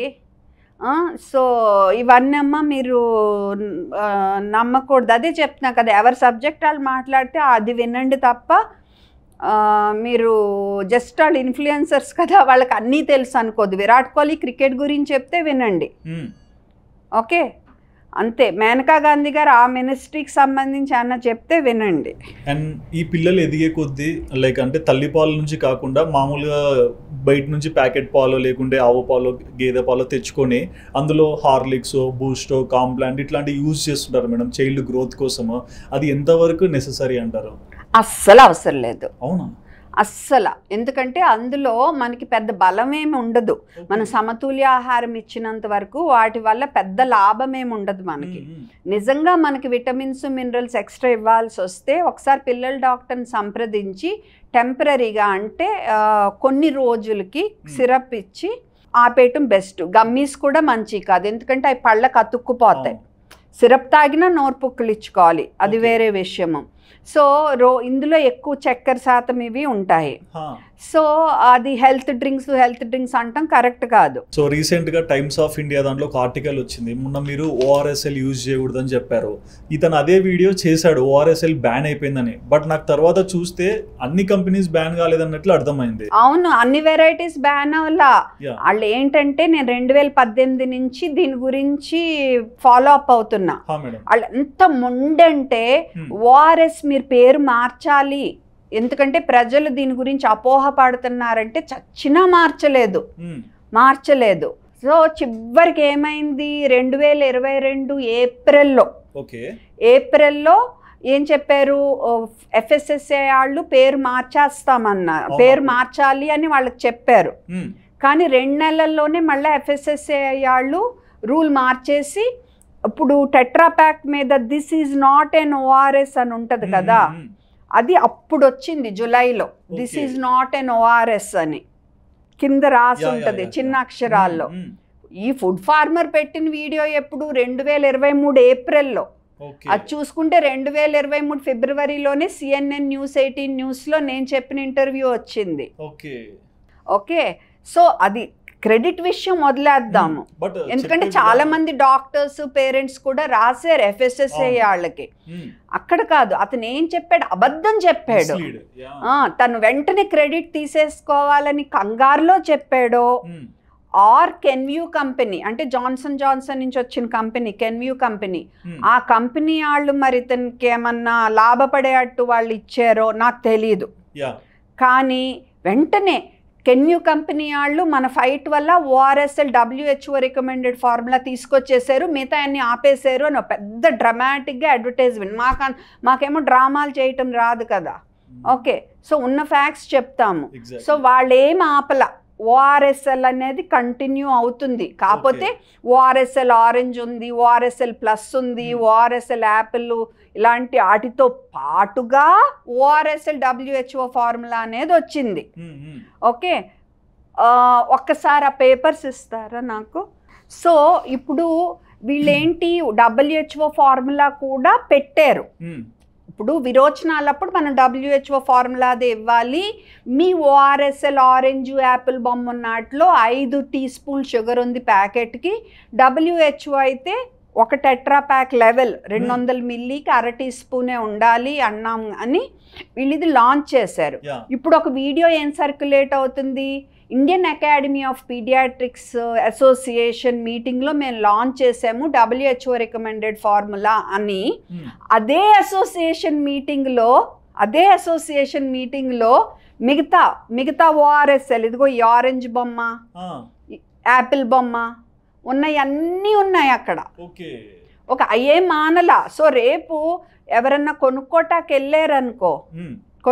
వెళ్ళారనుకో వాళ్ళకి WHO ఏం తెలియ, ORS అంటే మళ్ళా షాపాత్ నిధిస్తే తీసేసుకుంటారు వాళ్ళు. వీళ్ళు పేరు మార్చాలి, కానీ వీళ్ళు మొండిగా పేరు మార్చట్లే. ఎందుకంటే జనము మోసపోవాలి, మాది ORS అనుకుని కొనాలి. ఏదున్నా మాది, యాపిల్దున్నా ఆరెంజ్దున్నా. ఇప్పుడు కొత్త టాక్టిక్ మొదలు పెట్టారు, అడ్వర్టైజ్మెంట్. మొన్న టైమ్స్ ఆఫ్ ఇండియాలో 1 డే క్రితం అందులో టైమ్స్ ఆఫ్ ఇండియా ఎందుకు రాస్తుంది అలాగా? How can they right like that? అది న్యూస్ ఆర్టికల్ లాగా రాశారు వాళ్ళు. ఏం రాశారంటే, కెన్యూ కంపెనీ వాళ్ళు మీరు పౌడర్ ప్యాకెట్లు కొనొద్దు, ఎందుకంటే అవి మీరు సరిగ్గా కలపకపోతే అవి మీకు పనిచేయవు, మాది కొనండి అన్నట్టు. ఇంచుమించుగా WHO ఫార్ములా ORS, ఇది కాదు WHO ఫార్ములా ORS. ఇది లీటర్ ప్యాకెట్ 20 రూపాయలు. ఎలక్ట్రాల్. Yes, litre packet. దాని మీద క్లియర్గా ఉంటుంది. లీటర్ నీళ్లు, మీకు లీటర్ కొలవటం రాదా? వచ్చు కదా, లీటర్ కొలవటం రాదు. అంత పిచ్చాళ్ళ జనం. ఒక ప్యాకెట్ లీటర్లో వేసి కలుపుకుని 24 గంటలు పెట్టుకుంటే మనకు సరిపోతుంది. ఇది 200 ml, ఇది కాదు. WHO recommended formula ORS cost ఎంతో నాకు ఐడియా లేదు. ఇదైతే 40 రూపాయలు. సో ఇంచుమించుగా అది 40-50 అనుకుందాం. 200 ml అంటే లీటర్ ఎంత? 200 రూపాయలు. నువ్వు 20 రూపాయలది పెట్టుకుంటావా, 200 రూపాయలది పెట్టుకుంటావా? కానీ తల్లిదండ్రులు ఇది కొంటారు. ఎందుకంటే టైమ్స్ ఆఫ్ ఇండియాలో మీరు పౌడర్ది అయితే సరిగ్గా కలపరు అని రాశారు. నిజమే అనుకుని పాప మళ్ళీ కొనుక్కుంటారు. మళ్ళా మిస్లీడింగ్. అంటే గవర్నమెంట్ మరి అంగన్వాడీల్లో కూడా ఈ ప్యాకెట్లు ఇలాంటివే ఇస్తుంది గవర్నమెంట్. అంటే గవర్నమెంట్ తప్పిస్తుందా? లేదు. మరి ఆ రకంగా నా న్యూస్ రాసేది వాళ్ళు. అసలు ఏం జరుగుతుందో ఇది మోసం అంటే మోసం. ఫుడ్ ఫార్మర్ అనే అతను కూడా మంచి అతను అనుకున్నాము, బట్ చూస్తుంటే అలా అనిపించట్లేదు. అలాగే అందుకనే మీరు ఇన్ఫ్లుయెన్సర్ చూస్ చేసుకున్నప్పుడు జాగ్రత్తగా ఆలోచించి చూస్ చేసుకోండి. బట్ ప్రజెంట్ చూసుకుంటే అంటే బేబీస్కి లైక్ అంటే హెల్తీగా ఉంచడానికి వేరియస్ క్రీమ్స్, సోప్స్ ఇట్లా మీరు చెప్పారు అది మనకు కొన్ని వాడకూడదు అనేసి. సో ఇప్పుడు స్నానం చేయించడానికి కూడా సోప్స్ యూజ్ చేస్తుంటారు. చిన్నప్పటి నుంచి నేను కొన్ని బ్రాండ్సే చూస్తుంటే పిల్లలు అంటే ఈ సోపే వాడాలి అని. సో అవి ఎంతవరకు సెక్యూర్డ్? అంటే నేను బ్రాండ్ పేర్లు తీసుకోను. ఎగ్జాక్ట్లీ. ఓకే, బెస్ట్ ఏంటంటే కొబ్బరి నూనె కానీ బాదం నూనె కానీ ఆలివ్ ఆయిల్ వాడకూడదు అంటారు స్కిన్కి. మనకు ఆహారంలో ఆలివ్ నూనె మంచిదే కానీ స్కిన్కు మంచిది కాదంటారు. సో స్నానంకు ముందు మృదువుగా మసాజ్ చేయాలి, బిడ్డను ఏడిపించేట్టు కాదు. ఓకే, మసాజ్ చేసినాక స్నానం విషయంలో సోప్ కంటే సిండెట్ బార్స్ ప్రిఫర్డ్ అంటారు. సిండెట్ బార్స్. ఓకే, అలా కొన్ని బార్స్ ఉన్నాయి. ఓకే, బార్ అండ్ ఎండింగ్తో అవి బెటర్ అంటారు. అవి కాపోయినా బేబీ వాష్లు స్టాండర్డ్ కంపెనీస్ కొన్ని ఉన్నాయి. సో అది మీరు ఒక్క మాట మీ పీడియాట్రిషియన్ ఇది మంచి కంపెనీయా కాదా అని అడగొచ్చు. దాంతో స్నానం చేపించి తర్వాత బేబీ లోషన్ రాయొచ్చు. కానీ ఆ వాడే వాటిల్లో పారాబెన్స్ అనేవి ఉండకూడదు. అలా కొన్ని కెమికల్స్ ఉన్నాయి వేటి వల్ల నష్టం వస్తుంది అనే కొన్ని. అండ్ బాగా సెంట్ ఉండేవి వాడకూడదు. ఓకే, సో ఇలా మనం చూసుకోవాలి. అండ్ పౌడర్స్ వాడకూడదు. అండ్ ముఖ్యంగా టాల్కమ్ ఉన్న పౌడర్స్ అస్సలు వాడకూడదు. కంటి లోపల కాటుక పెట్టకూడదు. యా, సో ఇలా జాగ్రత్తగా చూసుకోవాలి మనము. పారాబెన్స్ ఉన్నాయి వాడకూడదు. థాలేట్స్ ఉన్నాయి. Phthalates PHALATES phthalates. And parabens PARABENS ఇవి ఉన్నాయి. థాలేట్స్ PTHALATES, సారీ PH కాదు. యా, ఇలాంటివి ఉన్నాయి వాడొద్దు మీరు. సో అది ఇప్పుడు స్టాండర్డ్ కంపెనీస్ చాలా వరకు ఇలాంటివి వాడట్లా ఇప్పుడు. సో మంచి కంపెనీ తీసుకుంటే సేఫ్ వద్దు. ఓకే, అండ్ దీంట్లో మేడం పిల్లలకి టీత్ విషయంలో నాకు ఒక డౌట్ అడిగారు మేడం మొన్న ఇంటర్వ్యూలో. అంటే 1 year లోపు టీత్ రాలేదు, మరి తర్వాత ఏంటి? ఇన్ కేస్ టీత్ గ్రోత్ అనేది ఎలా ఉంటుంది? 1 year లోపు టీత్ రాలేదు, 2 పళ్ళు వచ్చాయంట మేడం. ఇంకా తర్వాత మళ్ళీ ఊడిపోయాయంట. చాలా మంది పిల్లలు చూస్తే వాళ్ళకి టీత్ బాగా గ్రో అవుతుంది, మాకు కొంతమంది కిడ్స్ కి ఇట్లా అవుతుంది కదా, ఎందుకు ఈ డిఫరెన్స్ అని అడిగారు. అంటే పళ్ళు రావటం అనేది ఒక రేంజ్. ఓకే, కొంతమందికి పాల పళ్ళు 6 నెలల్లోనే మొదలవుతాయి, కొంతమందికి 13 నెలల వరకు రావు. ఓకే, 13 నెలలు దాటినా రాకపోతే తప్పనిసరిగా పిల్లల డాక్టర్ని సంప్రదించాలి. ఈ మధ్యలో కూడా ఒకసారి సంప్రదిస్తే నయం. ఎందుకంటే ఒక్కోసారి థైరాయిడ్ లోపం ఉన్నా, శరీరంలో విటమిన్ డి తక్కువ ఉన్నా, కాల్షియం తక్కువ ఉన్నా ఒక్కొక్కసారి లేట్ అవ్వచ్చు. సో ఒకసారి పిల్లల డాక్టర్ దగ్గర టీకాకి వెళ్ళినప్పుడు అది ఒక మాట అనొచ్చు. 9 నెలలప్పుడు, సంవత్సరం అప్పుడు వెళ్తాం కదా, అప్పుడు వాళ్ళు చూసి లేదమ్మా అంతా బాగానే ఉంది కాబట్టి మనం 13 నెలల వరకు వెయిట్ చేద్దామని చెప్తారు. లేదన్నా డౌట్ ఉంటే దాన్ని బట్టి టెస్ట్ చేస్తారు. ఇప్పుడు అలాగే మెయిన్ దంతాలు అంటే పాలు పళ్ళు ఊడిపోయి వచ్చాయి, అవి కూడా రేంజ్ ఉంటుంది. కొంతమందికి 5 ఏళ్ల వయసు, కొంతమందికి 6, కొంతమంది 7 ఏళ్ళకి రావచ్చు. సో అందుకని ఈవెన్ జ్ఞానదంతాలు కూడా కొంతమందికి కొంచెం తొందరగా రావచ్చు, కొంతమందికి 20 ఏళ్ల వయసుకు రావచ్చు. సో అది ఒక 2-3 ఏళ్ళ గ్యాప్ ఉంటుంది. అలానే వీళ్ళకి లేట్ వచ్చినట్టు కాదు, వీళ్ళకి తొందరగా వచ్చినట్టు కాదు. అయితే డౌట్ ఉన్నప్పుడు ఒకసారి డాక్టర్ని సంప్రదిస్తే మంచిది. అండ్ మీరు మాటల్లో ఫీవర్స్ అన్నారు కదా మేడం, ఇప్పుడు ఫీవర్స్లో కూడా వైరల్ ఫీవర్స్ ఉంటాయి. కొంతమంది బేబీస్కి నైట్కి నైట్ సడన్గా టెంపరేచర్ మారుతుంటుంది. సో ఈ సిచ్యువేషన్స్లో ఎలా హోల్డ్ చేయాలి పేరెంట్? జ్వరం అంటే ఏంటి, శరీరంలో ఏదన్నా మనకి క్రిమి చేరినప్పుడు ఉష్ణం పెరిగిపోయింది. ఓకే, ఉష్ణం పెరగటం వల్ల కొంచెం ఉంటే మనకు పెద్ద నష్టం ఉండదు. సడన్గా పెరిగిపోతున్నప్పుడు ఒకసారి ఫిట్స్ లాగా రావచ్చు. అందుకే లాస్ట్ టైం కూడా మీకు వీడియోలో ఫిట్స్ ఫస్ట్ ఎయిడ్ ప్రతి తల్లి ప్రతి తండ్రి నేర్చుకుని ఉండాలని చెప్పాను. అమ్మమ్మ తాత అందరూ నేర్చుకుని ఉండాలి. తర్వాత మనకి ఏంటంటే జ్వరం ఉన్నప్పుడు చల్లనీళ్ళు ముంచేస్తారు, అలాంటి పనులు చేయకూడదు. అప్పుడు కూడా ఫిట్స్ గబుక్కుని రావచ్చు. ఓకే, సో మనము ఓన్లీ నునెచ్చని నీళ్లతో, అది కూడా సెంటర్లోనే అద్దాలి, చేతులు కాళ్ళు కాదు. చేతులు కాళ్ళు చల్లబట్టతో అద్దేననుకో ఉష్ణం అంతా సెంటర్కి వచ్చేస్తుంది. సెంటర్లో ఏముంది, ఇక్కడ బ్రెయిన్, ఫిట్స్ వచ్చేస్తాయి. నునెచ్చని నీళ్ళతోనే అద్దాలి. ఇంట్లో పారాసెటమాల్ అనే మందు రెడీ పెట్టుకోవాలి. చంకలో థర్మోమీటర్తో చూస్తే టెంపరేచరు 99, 99.5, 100 అలా ఉందనుకో, అప్పుడు మనం ఆ మందు ఇచ్చుకోవచ్చు. డోస్ బాటిల్ మీద ఉన్న చూసుకుని కరెక్ట్ డోస్ ఇచ్చుకోవాలి. జ్వరం బాగా ఎక్కువ ఉన్నా, మరీ చంటి బిడ్డ అయినా, 3 రోజుల పైన ఉన్న జ్వరము, బిడ్డ ఆయాసంగా డల్గా మంచినీళ్ళు ఓఆర్ఎస్ ఏమీ తాగట్లేదు, కొబ్బరి నీళ్ళు అలా ఉన్నా, అప్పుడు డాక్టర్కి తప్పనిసరిగా చూపించుకోవాలి. ఎందుకంటే జ్వరం కారణం ఏంటి, ఎందుకింత ఎక్కువ అవుతుంది, ఏమైనా ఎక్కువ అయ్యే ప్రమాదం ఉందా, ఏమన్నా టెస్టులు చేయాలా, మందులు ఏమన్నా ఇంకా ఎక్స్ట్రా వాడాలా అని. అంతకుమించి జ్వరానికి వేరే ఎక్స్ట్రా చేయకూడదు. బాగా చంటి బిడ్డ 3 నెలల్లో బిడ్డ అయితే అమ్మటే చూపించాలి. అప్పుడు మీ సొంతగా పారాసెటమాల్ ఇలా కాదు, 3 నెలల్లో బిడ్డనైతే మట్టుకు వెంటనే చూపించాలి. వైరల్ అంటే ఏంటి, వైరస్ అంటే ఇప్పుడు మన క్రిముల్లో రకాలు ఉన్నాయి, వైరస్, బ్యాక్టీరియా, ఫంగస్, పారాసైట్స్ అని. అందులో మనం చూసే కామన్గా వైరస్, బ్యాక్టీరియా ఇన్ఫెక్షన్స్. ఇప్పుడు టైఫాయిడ్ అనుకో బ్యాక్టీరియా వల్ల, స్ట్రెప్టోకోకస్ అని ఉంటుంది గొంతు ఇన్ఫెక్షన్, అది బ్యాక్టీరియా. మన మోషన్స్ వైరస్ వల్ల రావచ్చు, బ్యాక్టీరియా వల్ల రావచ్చు. ఇప్పుడు డెంగ్యూ, చికెన్ గున్యా వైరస్ వల్ల, చికెన్ పాక్స్ వైరస్ వల్ల, మన కాఫ్, కోల్డ్, దగ్గు, జలుబు, జ్వరాలు వచ్చే కొన్ని వైరస్ల వల్ల ఉన్నాయి, కొన్ని బ్యాక్టీరియా వల్ల ఉన్నాయి. సో ఇలాగా ఉంటాయి. సో వైరల్ జ్వరాలు కామన్గా ఒక రూల్ నేను చెప్పలేను. కాకపోతే జ్వరం వస్తే ఏం చేయాలి, జలుబు వస్తే ఏం చేయాలి, జలుబుని దగ్గుని నిజంగా మందులు ఇవ్వాలా, అవసరం లేకుండా, ఆర్ ఆయాసం వస్తే నేను ఏ రకం నెబులైజేషన్ చేయాలి, ఇవన్నీ తల్లిదండ్రులకు ఒక ప్లాన్, క్లారిటీ ఉండాలి. ఆల్రెడీ ఆస్తమా ఉందనుకో ఏం చేయాలి, ఆల్రెడీ ఫిట్స్ రిస్క్ ఉందనుకో ఏం చేయాలి, ఇవన్నీ నేర్చుకుని ఉండాలి. ఇప్పుడు డెంగ్యూ జ్వరంలో ఏంటంటే చాలామంది వీళ్ళు ఈ పపాయ మందులు, పప్పాస్కాయ మందులు, పపాయాతో చేసి మింగేస్తున్నారు, దానివల్ల ప్లేట్లెట్ పెరిగిపోయి వాళ్ళు సేఫ్ అనుకుంటున్నారు.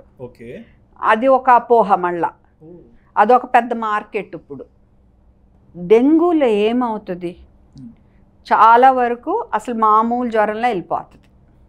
కొంచెం తలనొప్పి, మెడ నొప్పి, జాయింట్ నొప్పి ఇలా ఉండి వెళ్ళిపోతుంది. కొంతమందిలో ఏమవుతుంది, రక్తనాళాలు ఉంటాయి కదా, అందులోంచి నీరు లీక్ అయిపోతుంది అన్నమాట. లీక్ అయిపోవటం వల్ల, లీక్ ఎక్కడికి, ఇప్పుడు నాకు రక్తనాళాలు ఉన్నాయి లోపల, అందులోంచి లీక్ అయ్యి మిగతా సెల్స్ మధ్యలోకి వెళ్ళిపోతుంది ఆ వాటర్. సో నా రక్త సరఫరా తగ్గిపోతుంది. రక్త సరఫరా తగ్గితే నా ఆక్సిజన్ సరఫరా తగ్గిపోతుంది శరీరానికి. అంటే నేను షాక్లోకి వెళ్తున్నా అనమాట. అంటే నా బీపీ డౌన్ అయిపోతుంది. నా బీపీ డౌన్ అవటం వల్ల ప్రాబ్లమ్స్ వస్తాయి.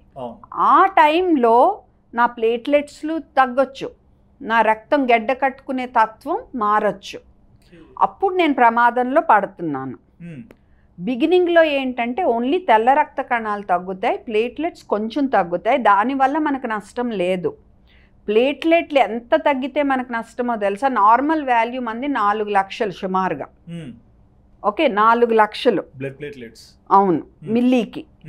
ఓకే, 20,000 లోపు పడి నాకు ఒంటిలో ఎక్కడన్నా రక్తం కారుతుంటేనే నాకు ప్లేట్లెట్లు మీరు ఎక్కించాలి. 4 లక్షలు 20,000 లోపు అండ్ నాకేమన్నా రక్తం కారుతుంటే, నాకెక్కడా రక్తం కారట్లా, అలా అయితే 10,000 లోపు పడితేనే నాకు ప్లేట్లెట్లు ఎక్కించాలి. 80,000 ఉన్నప్పుడు, 90,000 ఉన్నప్పుడు, 1,00,000 ఉన్నప్పుడు నాకు ప్లేట్లెట్లు ఎక్కించకూడదు. దానివల్ల నష్టాలు ఎక్కువ లాభం కంటే. కాకపోతే ప్లేట్లెట్లు పడుతుంటే నాకు ఒక ఐడియా వస్తుంది, ఓహో డెంగ్యూ ఎక్కువ అవుతుంది అని ఒక ఐడియా వస్తుంది డాక్టర్గా నాకు. అలాగే రక్తం టెస్ట్లో ఇంకోటి ఏం చూస్తామంటే పీసీవీ అనేది చూస్తాం. పీసీవీ ఎప్పుడైతే ఈ నీరు రక్తనాళాల్లోంచి లీక్ అవుతుందో పీసీవీ అనేది పెరుగుతుంది, అంటే రక్తం చిక్కబడుతుంది అని అర్థం. సో అందుకని ఆ టైంలో మేము ఈ స్టేజ్లో ఉన్నప్పుడు బిడ్డ చాలా చికాగ్గా, నీరసంగా, మత్తుగా అండ్ బాడీ మీద అక్కడక్కడ చుక్కలు రావచ్చు, ఎర్రగా అవ్వచ్చు, అండ్ ఇక్కడ రిబ్స్ కింద నొప్పి, విపరీతంగా నొప్పితో ఏడుస్తూ ఉండటం, ఇలా ఉంటే కనుక తప్పనిసరిగా ఆసుపత్రిలో చేర్చాలి. ఎందుకంటే వాళ్ళకి సెలైన్లు అవి ఎక్కించాలి మేము, ఎందుకంటే మరి రక్త సరఫరా తగ్గింది కదా. ఎక్కించి జాగ్రత్తగా ప్లేట్లెట్స్, పీసీవీ ఇవన్నీ చూసుకుంటా, బాగా సీరియస్ అయితే అప్పుడు వెంటిలేటరు, కిడ్నీ డ్యామేజ్ అని ఉంటాయి, అవన్నీ ఇంకో నెక్స్ట్ స్టేజ్ అన్నమాట. ఇవన్నీ చూసుకోవాలి. ఈ మధ్య ఇంకోటి ఏమొస్తుందంటే డెంగ్యూలో మ్యాక్రోఫాజ్ యాక్టివేషన్ సిండ్రోమ్ అని వస్తుంది. అందులో ఏమవుతుందంటే మన బాడీ రోగ నిరోధక శక్తిలో ఉన్న ఇమ్యూన్ సెల్సే మన మీద అటాక్ చేస్తాయి, రివర్స్ అటాక్. దానివల్ల చాలా ప్రమాదంలో పడతారు పిల్లలు. అటువంటప్పుడు ఇంకా హై లెవెల్ ట్రీట్మెంట్స్ ఇవ్వాలి మనము, ఇమ్యునోగ్లోబులిన్లని అలాగా. సో బిడ్డ సిక్కుంటే, ఇక్కడ నొప్పితో బాగా ఏడుస్తున్నా, అక్కడ రక్తం కారుతున్నా, మనం టెస్ట్ చేస్తే పీసీవీలు అవి ఎక్కువ ఉండి ప్లేట్లెట్లు బాగా తగ్గిపోయినా, మెయిన్ బిడ్డ బాగా నీరసంగా, చికాగ్గా, మత్తుగా, ఏమీ తాగకుండా, డల్గా, చేతులు కాళ్ళు చల్లగా, ఇక్కడ నొప్పి ఆర్ కంటిన్యూస్ వాంతులు ఇలా ఉంటే వెంటనే డాక్టర్ని సంప్రదించాలి. అండ్ ఇంకో ఇంపార్టెంట్ ఏంటంటే డెంగ్యూ అప్పుడు ఈ ఐబుప్రోఫెన్, ఇబ్యూజెసిక్ అని, మెఫ్తాజెసిక్, ఇబ్యూజెసిక్ ప్లస్ ఇలాంటి మందులు అస్సలు వాడకూడదు. వీటి వల్ల కూడా ప్లేట్లెట్లు గట్టిగా డౌన్ అయిపోతాయి, పొట్ట కూడా బాగా నొప్పులు పెరుగుతాయి. అందుకని డెంగ్యూ జ్వరమైనా ఏ జ్వరమైనా పారాసెటమాల్, ద్రవ పదార్థాలు బాగా ఇవ్వటం, కరెక్ట్ ద్రవ పదార్థాలు బాగా ఇవ్వటం, and danger science, warning signs నేను చెప్పినట్టు నొప్పి, రిబ్స్ కింద నొప్పి, ఒకటే వాంతులు, మత్తు ఇలా ఉంటే డాక్టర్ని సంప్రదించడం, ఇది మనం చేయాల్సిందే. And thyroid issues madam? Thyroid issues అంటే మీరు జనరల్గా అడుగుతున్నారు. ఫస్ట్ ముఖ్యం ఏంటంటే చంటి పిల్లల్లో పుట్టాక 48 నుంచి 72 గంటలు, 72 గంటలు అయితే బెస్ట్, 72 గంటల తర్వాత థైరాయిడ్ టెస్ట్ కంపల్సరీ చేయించాలి. ఎందుకంటే పుట్టిన పిల్లల్లో కొంతమందికి పుట్టినప్పటి నుంచి థైరాయిడ్ లోపం ఉండొచ్చు. మనం కనుక అది మిస్ అయ్యామనుకో వాళ్ళ బ్రెయిన్ సరిగ్గా పెరగదు, బాడీ సరిగ్గా పెరగదు. అండ్ ఫస్ట్ 2 ఏళ్ళు బ్రెయిన్ గ్రోత్కి, మెదడు పెరుగుదలకి, ఎదుగుదలకి చాలా ముఖ్యం. ఇక్కడ ఏదో అంటారు కదా, ఇక్కడ ఊబకాయం పెరగాలి అట్లా అంటుంటారు. ఇక్కడ మొత్తం బ్రెయిన్, మొత్తం మెదడుకి చాలా ఇంపార్టెంట్. సో అందుకని మనం టీఎస్హెచ్ అనే టెస్ట్ ఇండియాలో కంపల్సరీ చేయించాలి. సో మీరు ఎవరన్నా చేయించకపోయినా కంపల్సరీ చేయించుకోండి. పుట్టగానే కాదు, 72 గంటల అయ్యాక అయితే బెస్ట్. ఓకే, అది నార్మల్ ఉండాలి.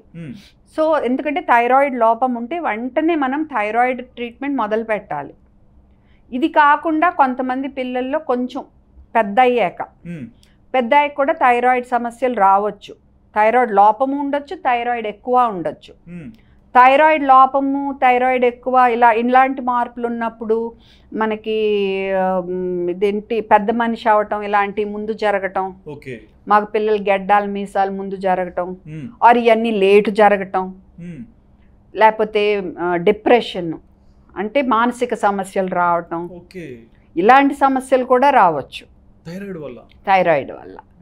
సో అందుకని మనకి ఎప్పుడన్నా బిడ్డ స్కిన్ చర్మం అంతా బాగా పొడిగా ఉన్నాడు, మందబుద్ధిలాగా ఉన్నాడు, మోషన్ సరిగ్గా వెళ్ళట్లేదు అని డౌట్ ఉన్నా ఒకసారి థైరాయిడ్ డాక్టర్ని సంప్రదించండి.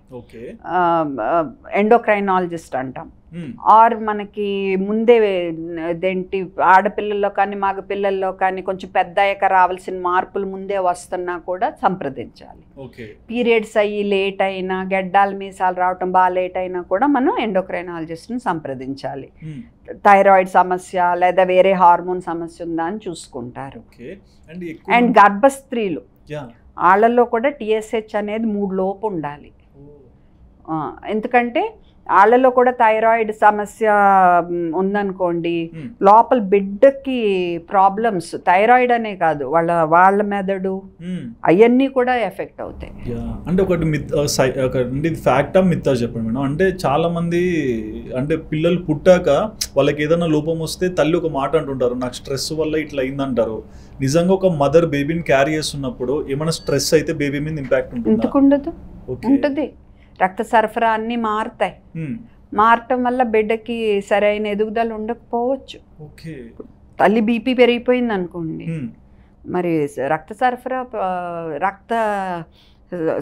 రక్తం బిడ్డకు సరఫరా చేసే ఇవి ఉంటాయి కదా, ట్యూబ్లు టైట్ అయిపోతాయి. దానివల్ల బిడ్డకు రక్త సరఫరా సరిగా ఉండదు, సమస్య. అండ్ కొంతమంది పేరెంట్స్ పిల్లలు సన్నగా ఉన్నారు, వెయిట్ పెంచాలని చెప్పేసి ఈ వెయిట్ ఈ సన్నం లావ్ అనే మనం పెట్టుకున్నాం మేడం. ఓకే, మనం చూడాల్సిందా ఆరోగ్యమా లేదా అనేది. ఓకే, సో ఇప్పుడు మనకి గ్రోత్ చార్ట్స్ అని ఉంటాయి, అది కోట్ల కొద్ది పిల్లల్ని స్టడీ చేసినాయి. భారతీయులు ఒకలా ఉంటారు, చైనా వాళ్ళు ఒకలా ఉంటారు, అమెరికా వాళ్ళు ఒకలా ఉంటారు, ఆఫ్రికా వాళ్ళు ఒకలా ఉంటారు. చైనా వాళ్ళు చూస్తే ఇప్పుడు ఎక్కువ మంది పొట్టిగా ఉంటారు, అలానే వాళ్ళు పొట్ట కాదు, వాళ్ళు హెల్దీనే. ఓకే, సో మనం ఏం చేయాలంటే పుట్టినప్పటి నుంచి అది 3 నెలలకి 6 నెలలకి 9 నెలలకి డాక్టర్ దగ్గరికి వెళ్ళినప్పుడు మేము ఎత్తు బరువు చూసి మార్క్ చేసుకుంటాం. వాళ్ళు ఒక పద్ధతిలో పెరుగుతున్నారు అనుకో, ఆ పాపులేషన్ వాళ్ళ పేరెంట్స్ బట్టి, ఇప్పుడు తల్లిదండ్రులు నాన్న 5.5 అడుగులు తల్లి 5'2" అనుకో, బిడ్డను నువ్వు 6 అడుగులు అవ్వాలి అంటే ఎలా? ఇప్పుడు తల్లిదండ్రి బట్టి వస్తుంది కదా. సో అందుకని మనందరము రకరకాల హైట్లో ఉంటాం, రకరకాల ఇదిలో ఉంటాం. సో వాళ్ళు ఒక పద్ధతిలో పెరుగుతున్నారా లేదా ఆ జనాభాతో ఆ తల్లిదండ్రులతో పోల్చుకుంటే చాలా తక్కువ లేదా చాలా ఎక్కువ పెరుగుతున్నారా, ఇది మనం చూడాల్సింది. చాలా తక్కువైన సమస్య, చాలా ఎక్కువైన సమస్య. వాళ్ళ తల్లిదండ్రులతో ఇంచుమించు పోలి పెరుగుతున్నా, ఆ జనాభాతో ఇంచుమించు పోలి పెరుగుతున్నా, సడన్ మార్పులు లేకుండా వాళ్ళు మంచిగా ఉన్నట్టే. ఓకే, అండ్ ఇంకోటి ఏంటంటే మన వాళ్ళు చిన్నప్పుడు అమ్మమ్మ నాన్నమ్మలు ముఖ్యంగా, తల్లిదండ్రులు కూడా బట్ ఎక్కువ అమ్మమ్మ నానమ్మ తాతలు వాళ్ళకి పాపం గారం చేయాలని ఉంటుంది పిల్లల్ని, ఎవరికన్నా ఉంటుంది కదా ముద్దు చేయాలని. సో ఏం చేస్తారు, చాక్లెట్లు బిస్కెట్లు స్వీట్లు ఇచ్చేయాలని చూస్తారు సీక్రెట్గా. ఎందుకు మరి అమ్మలు ఈ మధ్య అన్ని విని వద్దు చక్కెర వద్దు అంటున్నాం కదా, సో వాళ్ళేమీ వద్దు అంటారు, వీళ్ళు ఇవ్వాలి, అదో గొడవ అయిపోతుంది ఇప్పుడు. కాకపోతే ఈ అమ్మమ్మలు తాతలు గుర్తించాల్సింది ఏంటంటే వాళ్ళకి ఏం కావాలి, బిడ్డ బాగుండాలనే కదా. సో ఇప్పుడు వాళ్ళు ఇచ్చే ఇంతింత చక్కెర ఇంతింత బెల్లం వల్ల పిల్లలు ఇప్పుడే స్థూలకాయం వస్తే పెద్ద అయ్యాక షుగర్ జబ్బులు, హార్ట్ జబ్బులు, స్ట్రోక్ జబ్బులు, ఇవన్నీ తొందరగా, PCOS, తర్వాత పిల్లలు పుట్టరు, ఇన్ఫర్టిలిటీ. సో ఇలాంటి సమస్యలన్నిటికీ మీరు ఇక్కడ బీజం వేస్తున్నారు. అందుకే పిల్లల ఆకలి బట్టి చక్కగా వాళ్ళ ఆకలిని వాళ్ళు దాన్ని బట్టే తినేవ్వండి, కూరేయొద్దు, అయి చూపించి కూరేయొద్దు. మీ డ్యూటీ వల్ల క్వాలిటీ పేరెంట్ ప్లాన్స్, అంటే మీరు ఎలాంటి ఆహారం ఇవ్వాలనేది మీరు ప్లానింగ్ చేయండి, ఎంత తినాలి బిడ్డను నిర్ధారించుకోనివ్వండి. బిడ్డ సరిగ్గా తింటలేదు, సరిగ్గా పెరగట్లేదంటే పిల్లల డాక్టర్ని ఒకసారి సంప్రదించి ఎందుకు తింటలేదు, నిజంగానే తింటలేదా, అది మీ అపోహ, మీ లెవెల్కి తగ్గట్టు తింటలేదా అనేది చూసుకుని దాన్ని బట్టి మనం సమస్యని పరిష్కరించాలి తప్ప ఊరికే కూరేసి వాడు వాంతులు చేసుకునేట్టు అలా ఉండకూడదు. ఒక్కొక్కరు సన్నతత్వం ఉంటారు, ఒక్కొక్కరు కొంచెం బొద్దు కనపడతారు మనకి. వాళ్ళు ఆరోగ్యంగా ఉన్నారా లేదా చూడాలి, అంతేకాని ఇంత లావుగా ఇంత బొగ్గలు ఉంటే అది ఆరోగ్యం కింద కాదు. ఓకే. చాలా మంది పేరెంట్స్ కూడా గ్రైప్ వాటర్ అని ఒకటి ఇస్తారు కదా మేడం. సో ఈ గ్రైప్ వాటర్ అనేది ఎంతవరకు యూజ్ చేయాలి, యూజ్ చేస్తే ఎట్లా వాడాలి? గ్రైప్ వాటర్ అంటే ఇదివరకు ఆల్కహాల్ ఉండేది, సారాయం లాగా. ఎందుకు ఇవ్వాలి? ఓకే. అది అడ్వర్టైజ్మెంట్ వచ్చే టీవీలో, పాప ఏడ్చింది అని, మళ్ళీ పాప ఏడ్చింది అని, మరి మీకు గుర్తుందో లేదు అడ్వర్టైజ్మెంట్ గ్రైప్ వాటర్. ఇప్పుడు అదృష్టవశాత్తు అది ఆపేశారు, ఎందుకంటే గ్రైప్ వాటర్ వల్ల ఒక్కొక్కసారి మోషన్స్ ఎక్కువ అవటం ఇలాంటివన్నీ చూశారు. ఓకే. సో అందుకని అది ఆపేశారు. ఇప్పుడు సైమెథికోన్ అది సైంటిఫికల్లీ ఎస్టాబ్లిష్డ్, అంటే సైన్స్ ప్రకారం అది ఇవ్వచ్చు. ఓకే. సో మన మార్కెట్లో కొన్ని వాటిలో సైమెథికోన్ అన్న దాంతో వస్తున్నాయి. సో అది మీ పీడియాట్రిషియన్ కనుక మీరు బాగా పొట్ట నొప్పితో బిడ్డ ఏడుస్తుంటే ఇది ఇవ్వండి అంటే ఇవ్వచ్చు. ఓకే. కానీ దురదృష్టవశాత్తు సైమెథికోన్తో పాటు ఇవాళ ఒక పేరెంట్ నాకు పంపారు ఫోటో, డైసైక్లోమిన్ అనేది కంబైన్డ్ వస్తున్నాయి. సో కంబైన్డ్ వచ్చేసరికి ఏమవుతుంది, ఈ డైసైక్లోమిన్ అనేది 6 నెలల్లో పిల్లలకి ఎట్టి పరిస్థితుల్లో ఇవ్వకూడదు. ఫిట్స్ రిస్క్ ఉంటుంది, కోమా రిస్క్ ఉంటుంది. ఓకే. కానీ ఇప్పుడు ఈ కాంబినేషన్ వస్తున్నాయి. సో ఇప్పుడు నేను సైమెథికోన్ అని రాసాను, వీళ్ళు వెళ్ళి ఈ కాంబినేషన్ ఉంది తీసుకుంటారు, పాపం తెలియకి ఇచ్చేస్తారు. సో తల్లిదండ్రులారా 6 నెలల్లో పిల్లలకి డైసైక్లోమిన్ అని ఉన్నది ఇవ్వకూడదు. మీ డాక్టర్ సైమెథికోన్ అని ఉన్నది రాస్తే సైమెథికోన్ మాత్రం ఉన్నదే ఇవ్వండి మీరు. ఓకే, అది గుర్తుపెట్టుకోండి. మోర్ ఓవర్ కోలిక్ అంటే ఏంటి, అది ఒక్క పర్టిక్యులర్ టైంలో వచ్చే సమస్య మాత్రమే. ఒక 2 నెలల బిడ్డ నుంచి 2 వారాల నుంచి 3 నెలల వరకు ఉండి వెళ్ళిపోతుంది అది. సాయంత్రం పూట నైట్ పూట పిల్లలు బాగా ఏడుస్తారు. సో మనం కంగారు పడిపోయో అని అరిసేసి ఇళ్ళల్లో చేస్తే బిడ్డ ఇంకా ఏడ్చేస్తుంది. మనం చాలా కామ్గా ఓకే నాన్న బుజ్జి కన్నా అలా శాంతంగా ఉంటే తొందరగా బిడ్డ సెట్ అవుతుంది. సెట్ కాని పక్షంలో మీ డాక్టర్, మీ పిల్లల డాక్టర్ కనుక సైమెథికోన్ ఇవ్వండి అని మీకు అడ్వైస్ చేసి ఉంటే వాళ్ళ అడ్వైస్తో వాళ్ళ చెప్పిన దాన్ని బట్టే ఇవ్వాలి తప్ప మీ ఇష్టం వచ్చినట్టు ఇవ్వకూడదు. ఓకే. అండ్ GERD ఈ రెండింటి మీద పేరెంట్స్కి చాలా కన్ఫ్యూజన్ ఉంటుంది కదా మేడం, పిల్లడికి ఏది ఇవ్వాలి రైట్ టైంలో అనేది. సో మీ ప్రకారం GER అంటే గ్యాస్ట్రోఇసోఫేజియల్ రీఫ్లక్స్, GERD అంటే gastro-oesophageal reflux disease. Okay. Gastro అంటే స్టమక్, ఈసోఫేగస్ అంటే ఫుడ్ పైప్, రీఫ్లక్స్ అంటే వెనక్కి తన్నుకు రావటం. సో GER అంటే గ్యాస్ట్రో, పొట్ట, ఫుడ్ పైపు. సో పొట్ట నుంచి ఫుడ్ వైపు పాలు యాసిడ్ వెనక్కి తన్నుకు వస్తున్నాయి. ఓకే. సో చంటి పిల్లలు అప్పుడప్పుడు పాలు కొంచెం కొంచెం తీస్తారు కదా, అది ఎందుకు తీస్తారంటే మామూలుగా మనం తినే ఫుడ్ పైప్ నుంచి పొట్టలోకి వెళ్ళాలి, వెనక్కి రాకూడదు. కానీ కొంత ఏజ్ వరకు కొంచెం కొంచెం వెనక్కి వస్తుంది. వాళ్ళు ఆడుకుంటా కొంచెం కొంచెం తీస్తారు, వీటిని స్పిటప్స్ అంటాం. ఇది నార్మల్. GER అనేది నార్మల్. GERD అంటే డిసీజ్.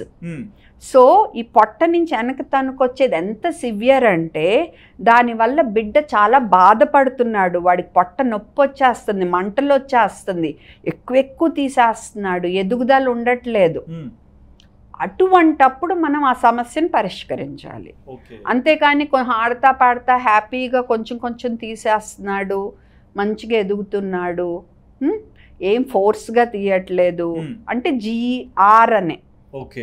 GERD ఏడుస్తున్నాడు, ఇలా వెన్ను విరుచుకుని ఏడ్చేస్తున్నాడు, అస్సలు ఏం చేయాలో నాకు తోచట్లేదు, పాలు తీసేస్తున్నాడు, పెరగట్లేదు నా బిడ్డ అంటే అది GERD. సో అది మళ్ళీ పిల్లల డాక్టర్ని సంప్రదించి సమస్య పరిష్కరించుకోవాలి. అండ్ ఈ బేబీని ఒక రూమ్లో పడుకోబెడతారు కదా మేడం, ఆ రూమ్ టెంపరేచర్ ఎంత ఉంటే సేఫ్?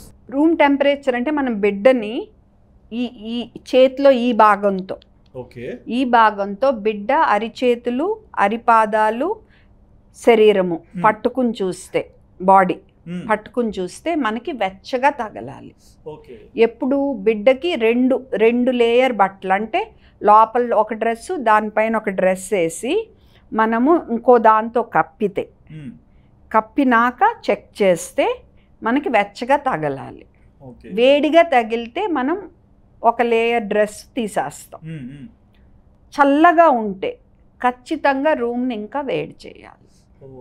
సో ఆ రకంగా మీరు ఈ ఉష్ణాన్ని సెట్ చేసుకోవాలి. మీరు కనుక గూగుల్ సెర్చ్ చేసి American academy of paediatric guidelines చూస్తే ఏసీ టెంపరేచర్ 22 పెట్టమని ఉంటుంది. మనం 22 పెడితే మనకు సెట్ కాదు యాక్చువల్గా. అది వాళ్ళ స్కిన్ కి సెట్ మరి ఎలాగో కానీ, ఎందుకంటే మన పిల్లల చేతులు చల్లగానే ఉంటాయి. సో మనం 24, 25, 26 పెట్టుకుని చూసుకోండి మీరు. ఇప్పుడు నేను చెప్పినట్టు బిడ్డ చేతులు వెచ్చగా ఉన్నాయి అంటే మన పెట్టింది మనం వేసిన బట్టలు సెట్ అయినట్టు, కాదంటే దాన్ని బట్టి మనం అడ్జస్ట్ చేయాలి. అంతేకాని రూమ్ 19లో పెట్టి 20లో పెట్టేసి వీడికి 4 బట్టలు వేసేయటం కాదు. మ్యాక్సిమం 2 లోపల బనేను పైన షర్టు, మ్యాక్సిమం ఒకటి మనం కప్పింది.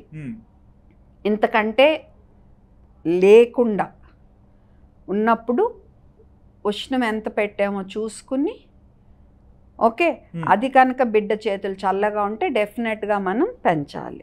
ఓకే, అది రూమ్లో. అండ్ ఈ బేబీ స్లీప్ పొజిషన్ అనేది అంటే తారుమారు అవుతుంటారు. కొన్ని పిక్స్ చూస్తుంటాం, పడుకున్నప్పుడు ఒక చోట లేసేటప్పుడు ఇంకొక చోటికి ఇట్లా తిరుగుతుంటారు కదా. సో వీళ్ళ పొజిషన్ ఎట్ సైడ్ ఉంటే పర్ఫెక్ట్గా ఉంటుంది? అంటే ఇప్పుడు బిడ్డలు ఫస్ట్ బెడ్ గట్టిగా ఉండాలి, మెత్తగా. ఇప్పుడు మీరు బీన్ బ్యాగ్లో కూర్చున్నారనుకో, మెత్తటి సోఫాలో కానీ బీన్ బ్యాగ్లో కానీ, లేవటం ఈజీయా ఈ గట్టి కుర్చీలోంచి లేవటం ఈజీయా? ఈ గట్టి కుర్చీలోంచి లేవడం అంతే కదా. సో బిడ్డ కనుక పొరపాటున బోర్లా పడి ముక్కు నొక్కుపోయిందనుకో, గట్టి బెడ్ ఉంటే మళ్ళీ వెనక్కి తిరగలడా, మెత్తగా ఉంటే వెనక్కి తిరగలడా? గట్టి బెడ్ ఉంటే ఈజీగా తిరగలదు. సో అందుకే బెడ్ గట్టిగా ఉండాలి ఫస్ట్. తర్వాత బాగా బోర్లా పట్టడం, అటు ఇటు ఇటు అటు తిరగటం వచ్చే వరకు వెళ్ళకిలానే పడుకోబెట్టాలి. ఇది రూల్. లేకపోతే sudden infant death syndrome, SIDS అంటాం. సడన్ గా పిల్లలు చచ్చిపోయే ఛాన్స్ ఎక్కువ దీనివల్ల. అవును, మరి ముక్కు నొక్కుపోతే, కొంతమంది ఉయ్యాల్లో కట్టేసి పన్నుల్లో పాపం ఉంటారు కదా, చూసుకోరు, గబుక్కుని చనిపోయినవి ఉంటాయి పిల్లలు. అందుకని మనకు కనపడేట్టు ఉండాలి, ఎప్పుడు బిడ్డ వెళ్ళకిలా ఉండాలి. మేడం, మీరు ఇందాక GERD గురించి చెప్పారు కదా, నేను ఒక సందర్భం చూసాను మేడం. అంటే చాలా మంది పిల్లలు బయటికి వెళ్ళి వేరే పిల్లలతో ఆడుకొని ఎంగేజ్ అవుతుంటారు. ఈ టైంలో కొంతమంది పిల్లలు ఎక్కువగా అంటే హెల్త్ సరిగ్గా రెస్పాండ్ అవ్వకపోవడం వల్ల వామిటింగ్స్ కానీ ఇట్లా జరిగినప్పుడు వెంటనే హాస్పిటల్ తీసుకెళ్తారు. బట్ అక్కడ కొంతమంది పేరెంట్స్కి ఏంటంటే కొన్ని సిచ్యువేషన్స్, వీళ్ళకి ఎమర్జెన్సీ ఉంది, వీళ్ళకి ఇలాంటి ఆపరేషన్ చేయాలి ఇట్లా మెన్షన్ చేస్తారు. అసలు ఆ సిచ్యువేషన్ ఏంటి, వీళ్ళు చెప్పే ఆపరేషన్ ఏంటి? అంటే ఇప్పుడు GERD అంటే ఏంటి, పాలు వెనక్కి తన్నుకు రావటం. అవును, ఓకే. అది ఎందుకు, ఇంకా ఈ పొట్టకి ఫుడ్ పైప్కి మధ్యలో ఉండే వాల్వ్ ఇంకా పూర్తిగా మెచ్యూర్ అవ్వాల. ఓకే, ఇప్పుడు ఒక కండిషన్ ఉంది, కంజెనిటల్ హైపర్ట్రోఫిక్ పైలోరిక్ స్టీనోసిస్ అని. అంటే ఏంటంటే ఇప్పుడు మనకి ఇక్కడ పొట్ట ఉంటుంది, ఈ పొట్ట చివరి భాగాన్ని పైలోరస్ అంటాం. అదేంటంటే వాసిపోయి ఉంటుంది, మజలు ఇంత లావు ఉంటుంది. మజలు లావు ఉండటం వల్ల ఆ ద్వారం సన్నబడిపోతుంది. సో ఫుడ్ ఇలా కిందకి వెళ్ళకుండా పెద్ద పెద్ద వాంతులు వెనక్కి వస్తాయన్నమాట పిల్లలకి. అది మందులతో సరిపోదు, ఆపరేషనే చేయాలి చంటి పిల్లలకి. అంటే ఏజ్ లిమిట్ ఉంటుందా మేడం? ఇది మనం గుర్తించినమ్మటే చేయాలి, ఏజ్ సంబంధం లేదు. గుర్తి ఇది ప్రాబ్లం ఉంది అంటే మనం ఆపరేషన్ చేయాలి మరి, లేకపోతే ప్రాబ్లం అవుతుంది. సో అంటే లైక్ అట్లీస్ట్ ఎంత టైంలో ఆ పేరెంట్ రియాక్ట్ అయ్యి తీసుకెళ్ళాలి? అంటే మరి సెకండ్స్లో కాదు. ఇప్పుడు పేరెంట్ తల్లికి కానీ తండ్రికి కానీ ఏంటి ఇంత పెద్ద పెద్ద వాంతులు చేస్తున్నాడు, మళ్ళీ నొప్పే ఉండదు, ఓకే వాంతులు అంతే, ఏం తాగినా వచ్చేస్తూ ఉంటుంది.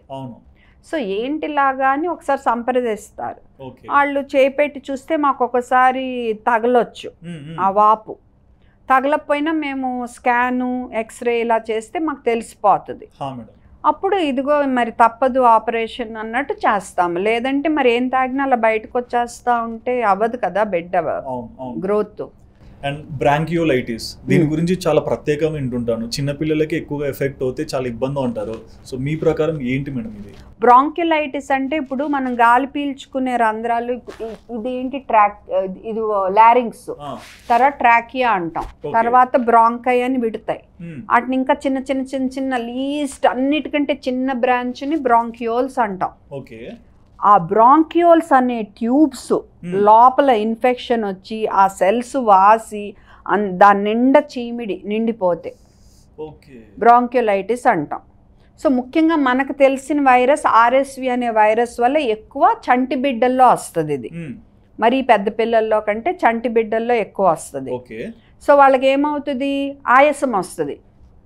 సో జ్వరం పెద్ద ఉండదు, ఆడుకుంటున్నాడు కానీ ఆయాసం.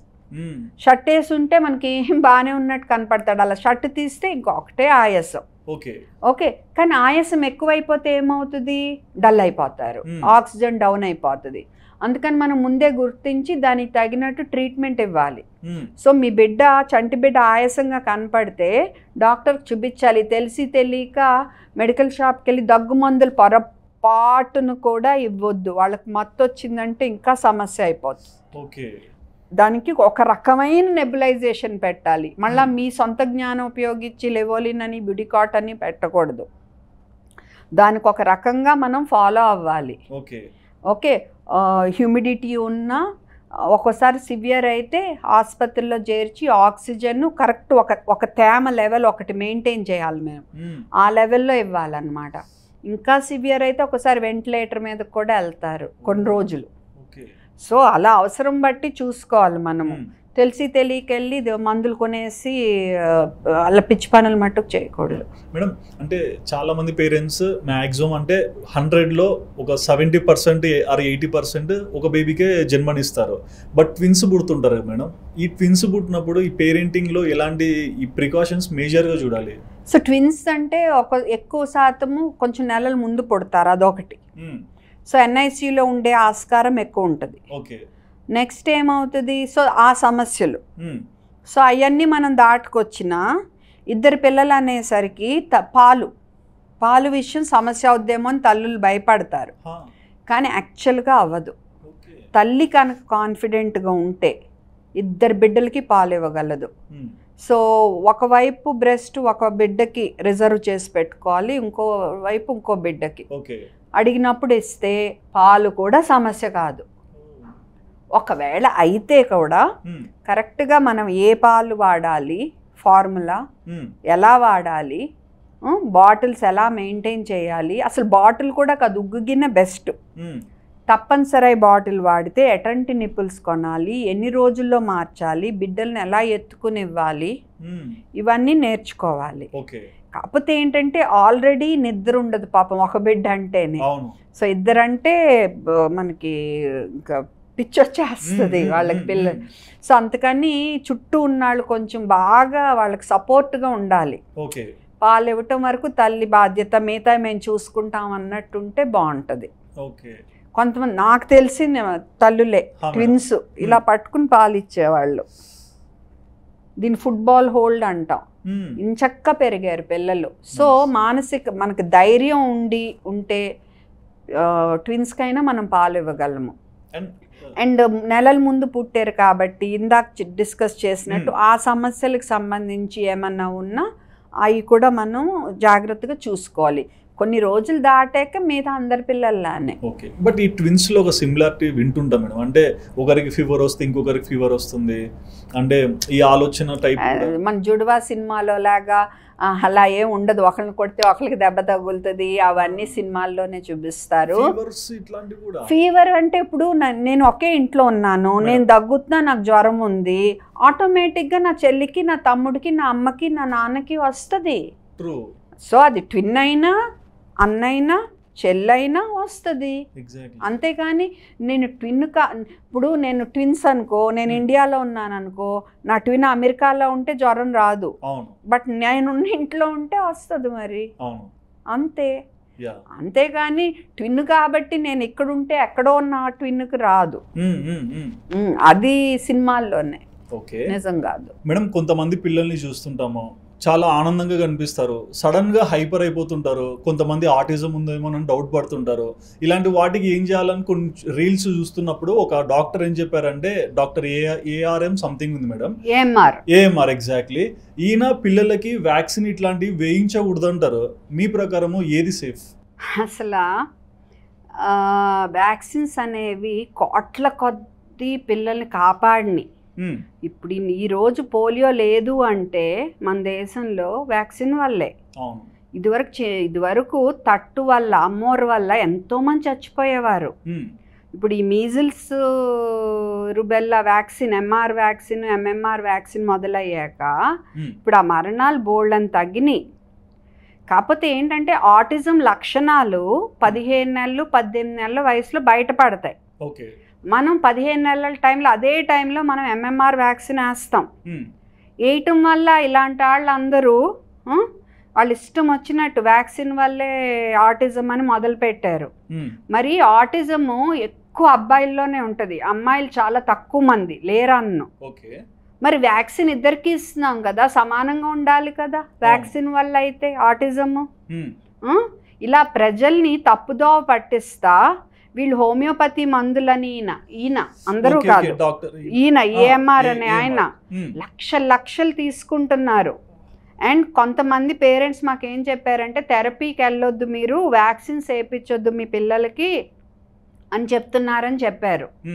మరి ఇది ఎంత అన్యాయం చూడండి. మరి గవర్నమెంట్ ఇలాంటి వాళ్ళ మీద మరి యాక్షన్ తీసుకోవాలి న్యాయంగా. మీరు పిల్లలకి గవర్నమెంట్ ఎంతో కష్టపడి ఎంతో ఖర్చు పెట్టి న్యూమోకోకల్ వ్యాక్సిన్ అని, నిమ్ము రాకుండా ఇవన్నీ పెట్టారు. సో ఇలా మంచి మంచి వ్యాక్సిన్స్ ఉన్నాయి. సో మీరు వ్యాక్సిన్స్ ఒక మాట తెలివిగా తప్పించుకున్నారు ఆయన, గవర్నమెంట్ కాకుండానో మాట. ఓకే, సో గవర్నమెంట్ వ్యాక్సిన్స్ ఎందుకు వేపిస్తుంది అంటే, వాళ్ళు అన్నీ ఎందుకు వేయించలేకపోతున్నారంటే వాళ్ళు ఖర్చు పెట్టలేరు కాబట్టి. అందరికీ గవర్నమెంట్ పెట్టలేదు కాబట్టి. పెట్టగలిగితే మంచి వ్యాక్సిన్స్ అన్ని గవర్నమెంట్ కూడా ఇంక్లూడ్ చేస్తుంది. ఇప్పుడు ఒక్కొక్కటి యాడ్ అవుతున్నాయి, ఇది వరకటి కంటే ఇప్పుడు గవర్నమెంట్ ఇచ్చే వ్యాక్సిన్స్ పెరిగినాయి. సో మీరు వ్యాక్సిన్స్ వల్ల హైపర్ అయిపోతున్నారు, వ్యాక్సిన్స్ వల్ల ఇలాని ఏమార్చి తల్లిదండ్రుల్ని వాళ్ళు థెరపీలు సరిగ్గా తీసుకోకుండా లేట్ చేసేసి వాళ్ళతో లక్షలు ఖర్చు పెట్టించి, ఇది చాలా తప్పు. మరి మీరు ఇలా ఎందుకు చేస్తున్నారో నాకు తెలీదు. చాలా తప్పు, చాలా తప్పు. తల్లిదండ్రులారా మోసపోకండి, థెరపీయే మంచిది. ఆ థెరపీ కూడా మళ్ళీ పిచ్చి సెంటర్లో చేపించొద్దు. మీ తల్లిదండ్రులు అక్కడ ఉండే పర్మిషన్ ఉన్న చోట, మంచి క్వాలిఫికేషన్ ఉన్న థెరపిస్టులు చూసుకుని, మీరు శ్రద్ధగా ఎంచుకుని, ఆటిజం డౌట్ ఉంటే, హైపర్ యాక్టివిటీ డౌట్ ఉంటే తొందరగా గుర్తించి తొందరగా మనం థెరపీ మొదలు పెడితే బెస్ట్. అంతేకాని లక్షలు ఖర్చు పెట్టి హెవీ మెటల్ టెస్ట్లని, లక్షలు ఖర్చు పెట్టి హైపర్ బ్యారిక్ ఆక్సిజన్ అని, లక్షలు ఖర్చు పెట్టి హోమియోపతి గుళ్ళని, ఆయుర్వేదిక్ గుళ్ళని, తర్వాత స్టెమ్ సెల్ థెరపీలని, ఇవన్నీ చేయొద్దు. వీటికి ప్రూఫే లేదు. అండ్ ప్రోబయాటిక్స్ మీద స్టడీస్ జరుగుతున్నాయి ఉపయోగం అని, కానీ ఇంకా నిర్ధారణ లేదు. సో ప్రోబయాటిక్స్ మీరు ట్రై చేయొచ్చు, కాకపోతే దాని గురించి కూడా మళ్ళీ కొంతమంది వేలకు వేలు ఖర్చు పెట్టిస్తున్నారు జనంతో. ప్రోబయాటిక్స్ మనకి 10 రూపాయలతో అయిపోయేదానికి. సో ఇలా ఉంది ప్రపంచం. సో మీరు శ్రద్ధగా మంచి పిల్లల డాక్టర్ని కలిసి కరెక్ట్గా గైడెన్స్ తీసుకుని మోసపోకండి దయచేసి. మీ నిస్సహాయతవన్నీ మిగతా వాళ్ళు డబ్బులు చేసుకునేట్టు మీరు ఉండొద్దు. మేడం, చాలామంది పేరెంటింగ్లో పిల్లల్ని పెంచే విషయంలో చాలా కన్ఫ్యూజన్స్ ఉంటాయి. కొన్నిసార్లు పిల్లలకు ఊపిరాడదు అండ్ వాళ్ళు రెస్పాండ్ అవ్వరు. నైట్ బేబీ బ్రీతింగ్లో కూడా చాలా డిఫరెన్సెస్ చూస్తుంటారు. సో ఈ టైంలో సిపిఆర్ అనేది మోస్ట్ ఇంపార్టెంట్ థింగ్ అని గూగుల్ ఎత్తుకునే చెప్తారు. బట్ ఈ సిపిఆర్ని రైట్ వేలో సేఫ్టీగా బేబీకి ఏం కాకుండా ఒక పేరెంట్ ఎలా చేయగలుగుతారో మాకు ఒకసారి చూపిస్తారా? తప్పకుండా. ఎప్పుడన్నా బిడ్డ చలనం లేకుండా మీకు కనపడింది అనుకోండి, గబుక్కుని కంగారు పడి గాబరాగా ఇలా కొట్టేయొద్దు. ఫిట్స్ అండ్ డౌట్ ఉంటే చేతిలో తాళాలు పెట్టడం, నీళ్ళు జిమ్మేయటం, ఇలా కదిపేయటం ఇలా చేయొద్దు. ఏం చేయాలో నేను చెప్తాను, అలా చేయండి. ఎందుకంటే ఆ సమయంలో మీకు చాలా భయంగా కంగారుగా ఉంటుంది. కాకపోతే ఒక్క సెకండ్ పాటు డాక్టర్ శివరంజని ఏం చెప్పారు అని ఒక్కసారి గుర్తు తెచ్చుకుని కరెక్ట్గా చేయాల్సింది చేస్తే మీ బిడ్డ ప్రమాదం నుంచి బయటపడే ఛాన్స్ ఎక్కువ అవుతుంది. సరేనా? ఎప్పుడన్నా బిడ్డ చలనం లేకుండా కనపడితే ఇక్కడ భుజం మీద హలో బాబు పాప ఇలా తట్టాలి. మీరు భుజం మీదే, మళ్ళీ ఇంకెక్కడా తట్టొద్దు. గట్టిగా పిలవండి. వాళ్ళు కదిలేరు, కళ్ళు తెలిసారు, మాట్లాడారు అనుకో వాళ్ళు స్పృహలో ఉన్నట్టు, మనకు కంగారు లేదు. వాళ్ళు స్పృహలో లేరనుకో గాలి పీల్చుకుంటున్నారో లేదో చెక్ చేయాలి. చెక్ చేసే ముందు నోట్లో ఏమన్నా ఉంటే తీసేయాలి, గొంతుకు అడ్డం పడకుండా మనం గాలి పీల్చుకునే పైప్కి. సో ఏమన్నా ఉంటే తీసేయాలి. గుడ్డిగా మట్టుకు అస్సలు పడవకూడదు. ఎలా చూడాలి అంటే నుదుర్ని కొంచెం ఇలా వెనక్కి కొంచి గెడ్డాన్ని పైకెత్తి, గెడ్డాన్ని ఇక్కడ నొక్కకూడదు, గెడ్డాన్ని బోనుని మట్టుకే పైకెత్తి లుక్ లిసన్ అండ్ ఫీల్ అంటారు. అంటే చూడండి, వినండి, స్పర్శ మీరు ఫీల్ అవ్వండి గాలిది. Look listen and feel. వీళ్ళు గాలి పీల్చుకుంటున్నారు లేదో చూడండి. మంచిగా గాలి పీల్చుకుంటున్నారు, కొన ఊపిరిలో అలా ఏం లేరు, మంచిగా గాలి పీల్చుకుంటున్నారు అనుకోండి, వీళ్ళని ఇంచక్క సైడ్కి ఇలా తిప్పి పడుకోబెట్టండి. ఇంచక్క సైడ్కి ఒక చెయ్యి ఇలా పెట్టి ఒక చెయ్యి చెంప మీద పెట్టి ఇలా సైడ్కి తిప్పి పడుకోబెట్టాలి. అప్పుడు వాళ్ళ నోట్లో ఏమన్నా ఉంటే కింద పడిపోద్ది అనమాట, అందుకనే మనం సైడ్కి తిప్పుతాము. ఓకే, ఆ తర్వాత 108కి ఫోన్ చేస్తే వాళ్ళు వచ్చి చేయాల్సింది చేస్తారు అవసరమైంది. ఓకే, వీళ్ళు కనుక గాలి పీల్చుకోకపోతే మనం సిపిఆర్ అనేది ఇవ్వాలి. సిపిఆర్ అంటే ఏంటంటే మనం వీళ్ళు ఊపిరి పీల్చుకోవట్లే కదా, అంటే గుండె కూడా ఆగిపోయిందని అర్థము. సో గుండెని మళ్ళీ నడిపించటం, మళ్ళీ మన బిడ్డ గాలి పీల్చుకునేట్టు చేయటం మన కర్తవ్యం. సో అందుకని సిపిఆర్ ఎలా చేయాలి అంటే ముందు ఇక్కడ ఈ బోను పైన నొక్కాలి మనం, కొంచెం ఈ పార్ట్తో సెంటర్లో నొక్కాలి. తర్వాత ఎంత లోతు నొక్కాలి? ఈ భాగం 3వ వంతు నుంచి సగం లోతుకి వెళ్ళాలి. అంతకంటే ఎక్కువ లోతుకి వెళ్ళకూడదు, తక్కువ లోతుకి వెళ్ళకూడదు. ఎంత స్పీడ్లో? నిమిషానికి 100 నుంచి 120 స్పీడ్లో. అంటే 1N 2N 3N 4N 5N 6N ఆ స్పీడ్లో వత్తాలి. ఎన్నిసార్లు వత్తాలి? 30 సార్లు వత్తి 2 సార్లు మనం గాలి ఇవ్వాలి. 30 సార్లు వత్తి 2 సార్లు గాలి ఇవ్వాలి. ఎప్పటి వరకు ఇవ్వాలి? అంబులెన్స్ వచ్చే వరకు, లేదా మనం అలసిపోయే వరకు, లేదా బిడ్డ మంచిగా మళ్ళీ గాలి పీల్చుకునే వరకు. మళ్ళీ మంచిగా గాలి పీల్చుకుంటుంటే సైడ్కి తిప్పి పడుకోబెట్టాలి స్పృహలో లేకపోతే. అర్థమైంది కదా? సో ఛాతీ ఎంత లోతు వత్తాలో చెప్పే కదా, ఒక్కసారి చూపిస్తాను. 30 సార్లు చూడండి ఒక్క చేత్తో. 1N 2N 3N 4N 5N 6N 7N 8N 9N 10N 11N 12 13N 14N 15N 16N 17N 19N 20 21 22 23 24 25 26 27 28 29 30. So ఇక్కడి నుంచి ఇక్కడి వరకు పెట్టా బలం సెంటర్లో. ఓకే, తర్వాత 2 సార్లు గాలి ఇస్తా చూడండి. మంచిగా గాలి పీల్చుకుని 1 సెకండ్ పాటు ఊదాలి. గాలి ఇచ్చేప్పుడు నుదిరిలా కొంచెం అని ముక్కు గట్టిగా నొక్కాలి, ఇలా గెడ్డాన్ని లేపాలి. ఓకే ఓకే, సో 30 సార్లు వత్తాలి, 2 సార్లు గాలి ఇవ్వాలి. ఎప్పటి వరకు? వాళ్ళు మంచిగా గాలి పీల్చుకునే వరకు, లేదా అంబులెన్స్ వచ్చే వరకు, లేదా మనం అలసిపోయే వరకు. ఓకే, ఇందులో 6 పాయింట్లు గుర్తుపెట్టుకోండి. 1, ఫస్ట్ బిడ్డకి 5 సెట్లు చేశాక మనం ఒక్కళ్ళమే ఉంటే 108కి ఫోన్ చేయటం మర్చిపోవద్దు. కానీ 5 సార్లు 32 32 ఇలా 5 సెట్లు అయ్యాక 108కి ఫోన్ చేయండి. ఓకే, 2 ముగ్గురు ఉంటే ఒకళ్ళు 108కి ఫోన్ చేస్తారు, ఒకళ్ళేమో సిపిఆర్ ఇస్తారు.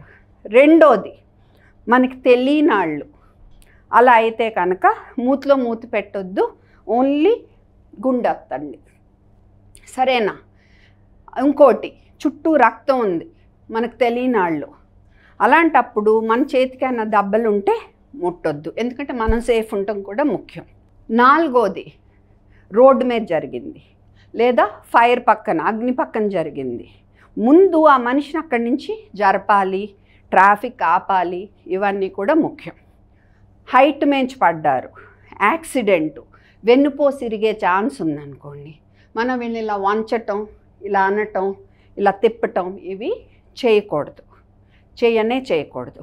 నీళ్ళలో మునుగుతున్నప్పుడు బయటికి తీసామనుకోండి, సినిమాల్లో చూపించినట్టు పొట్ట నొక్కకూడదు. పొట్ట నొక్కితే వాళ్ళ గొంతులోకి వెళ్ళి మళ్ళీ బయటకు వచ్చేస్తాయి. బయటకు వచ్చి విండ్ పైపులోకి వెళ్ళి మళ్ళీ వాళ్ళకి గొంతుకు అడ్డం పడిపోతుంది. సో అది కూడా గుర్తుపెట్టుకోండి. ఇంకో విషయం ఏంటంటే, వీళ్ళకి గొంతులో ఏదైనా అడ్డం పట్టడం వల్ల ఈ పరిస్థితి ఎదురైతే ఖచ్చితంగా మధ్యలో నోట్లోకి అదేమన్నా వచ్చిందో చూసి తీసేయాలి. గుడ్డిగా పడవకూడదు. అండ్ బాగా ముఖ్యమైన విషయం, మీరు 108కి ఫోన్ చేసినప్పుడు మేము పలానా చోటు ఉన్నాం, ఇది పరిస్థితి అని కరెక్ట్గా అడ్రస్, లొకేషన్ కరెక్ట్గా షేర్ చేయటం చాలా చాలా ముఖ్యం. సరేనా? ఓకే. ఇప్పుడు మరి పెద్దవాళ్ళ విషయంలో ఏం చేయాలి? అంతా ఇంచుమించు సేమే, కాకపోతే పెద్దవాళ్ళ విషయంలో మనం ఒక చేయి కాదు 2 చేతులు వాడతాము. అర్థమైందా?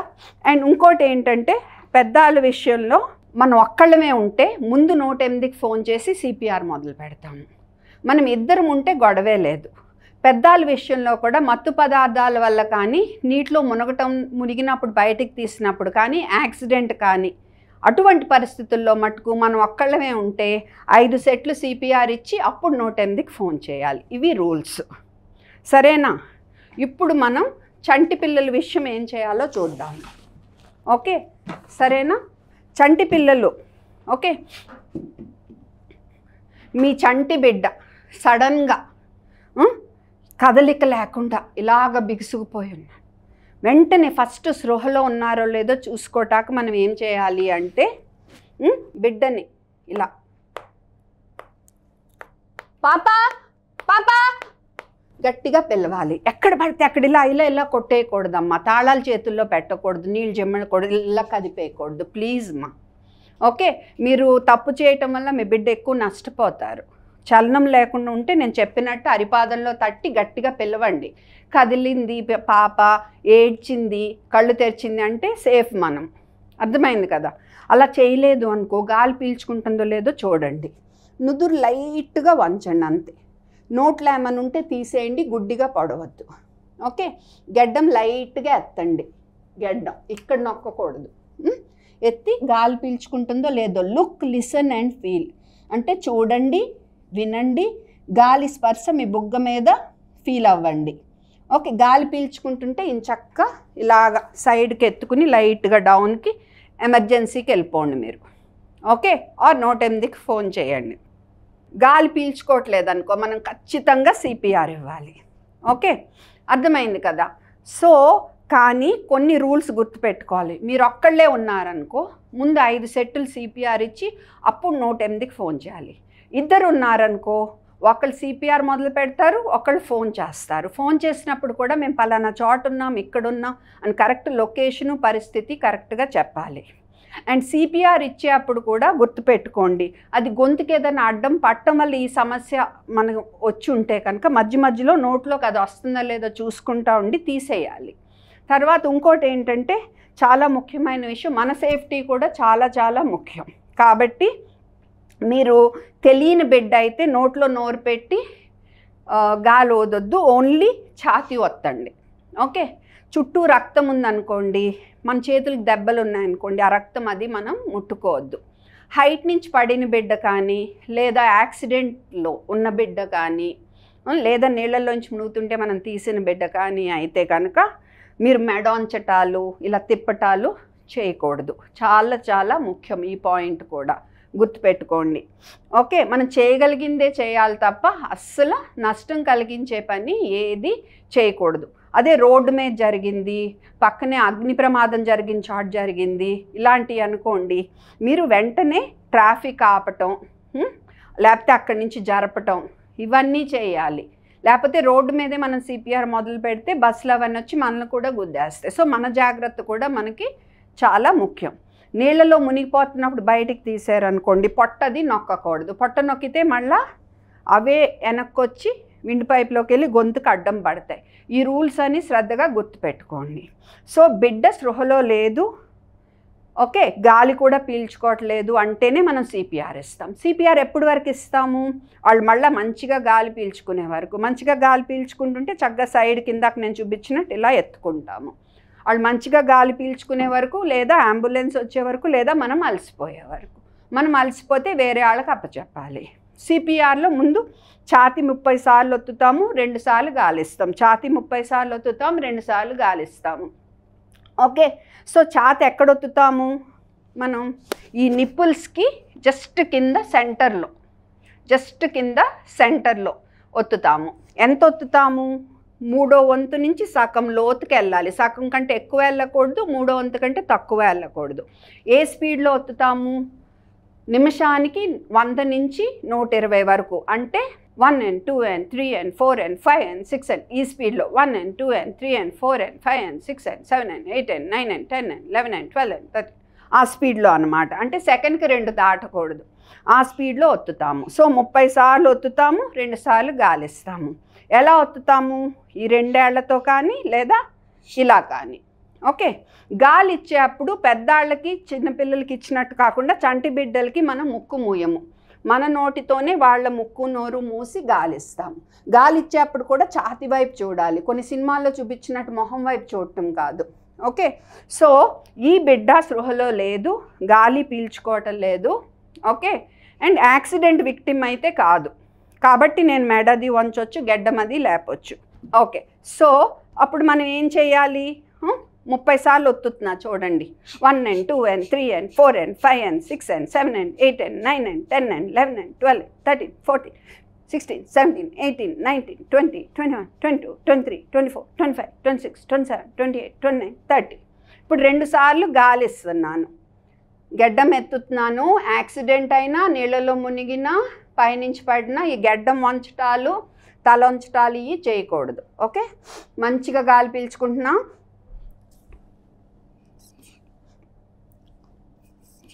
ఓకే, సో 32 ఎప్పటి వరకు? మళ్ళా మంచిగా గాలి పీల్చుకునే వరకు, లేదా అంబులెన్స్ వచ్చే వరకు, లేదా మనం అలసిపోయే వరకు.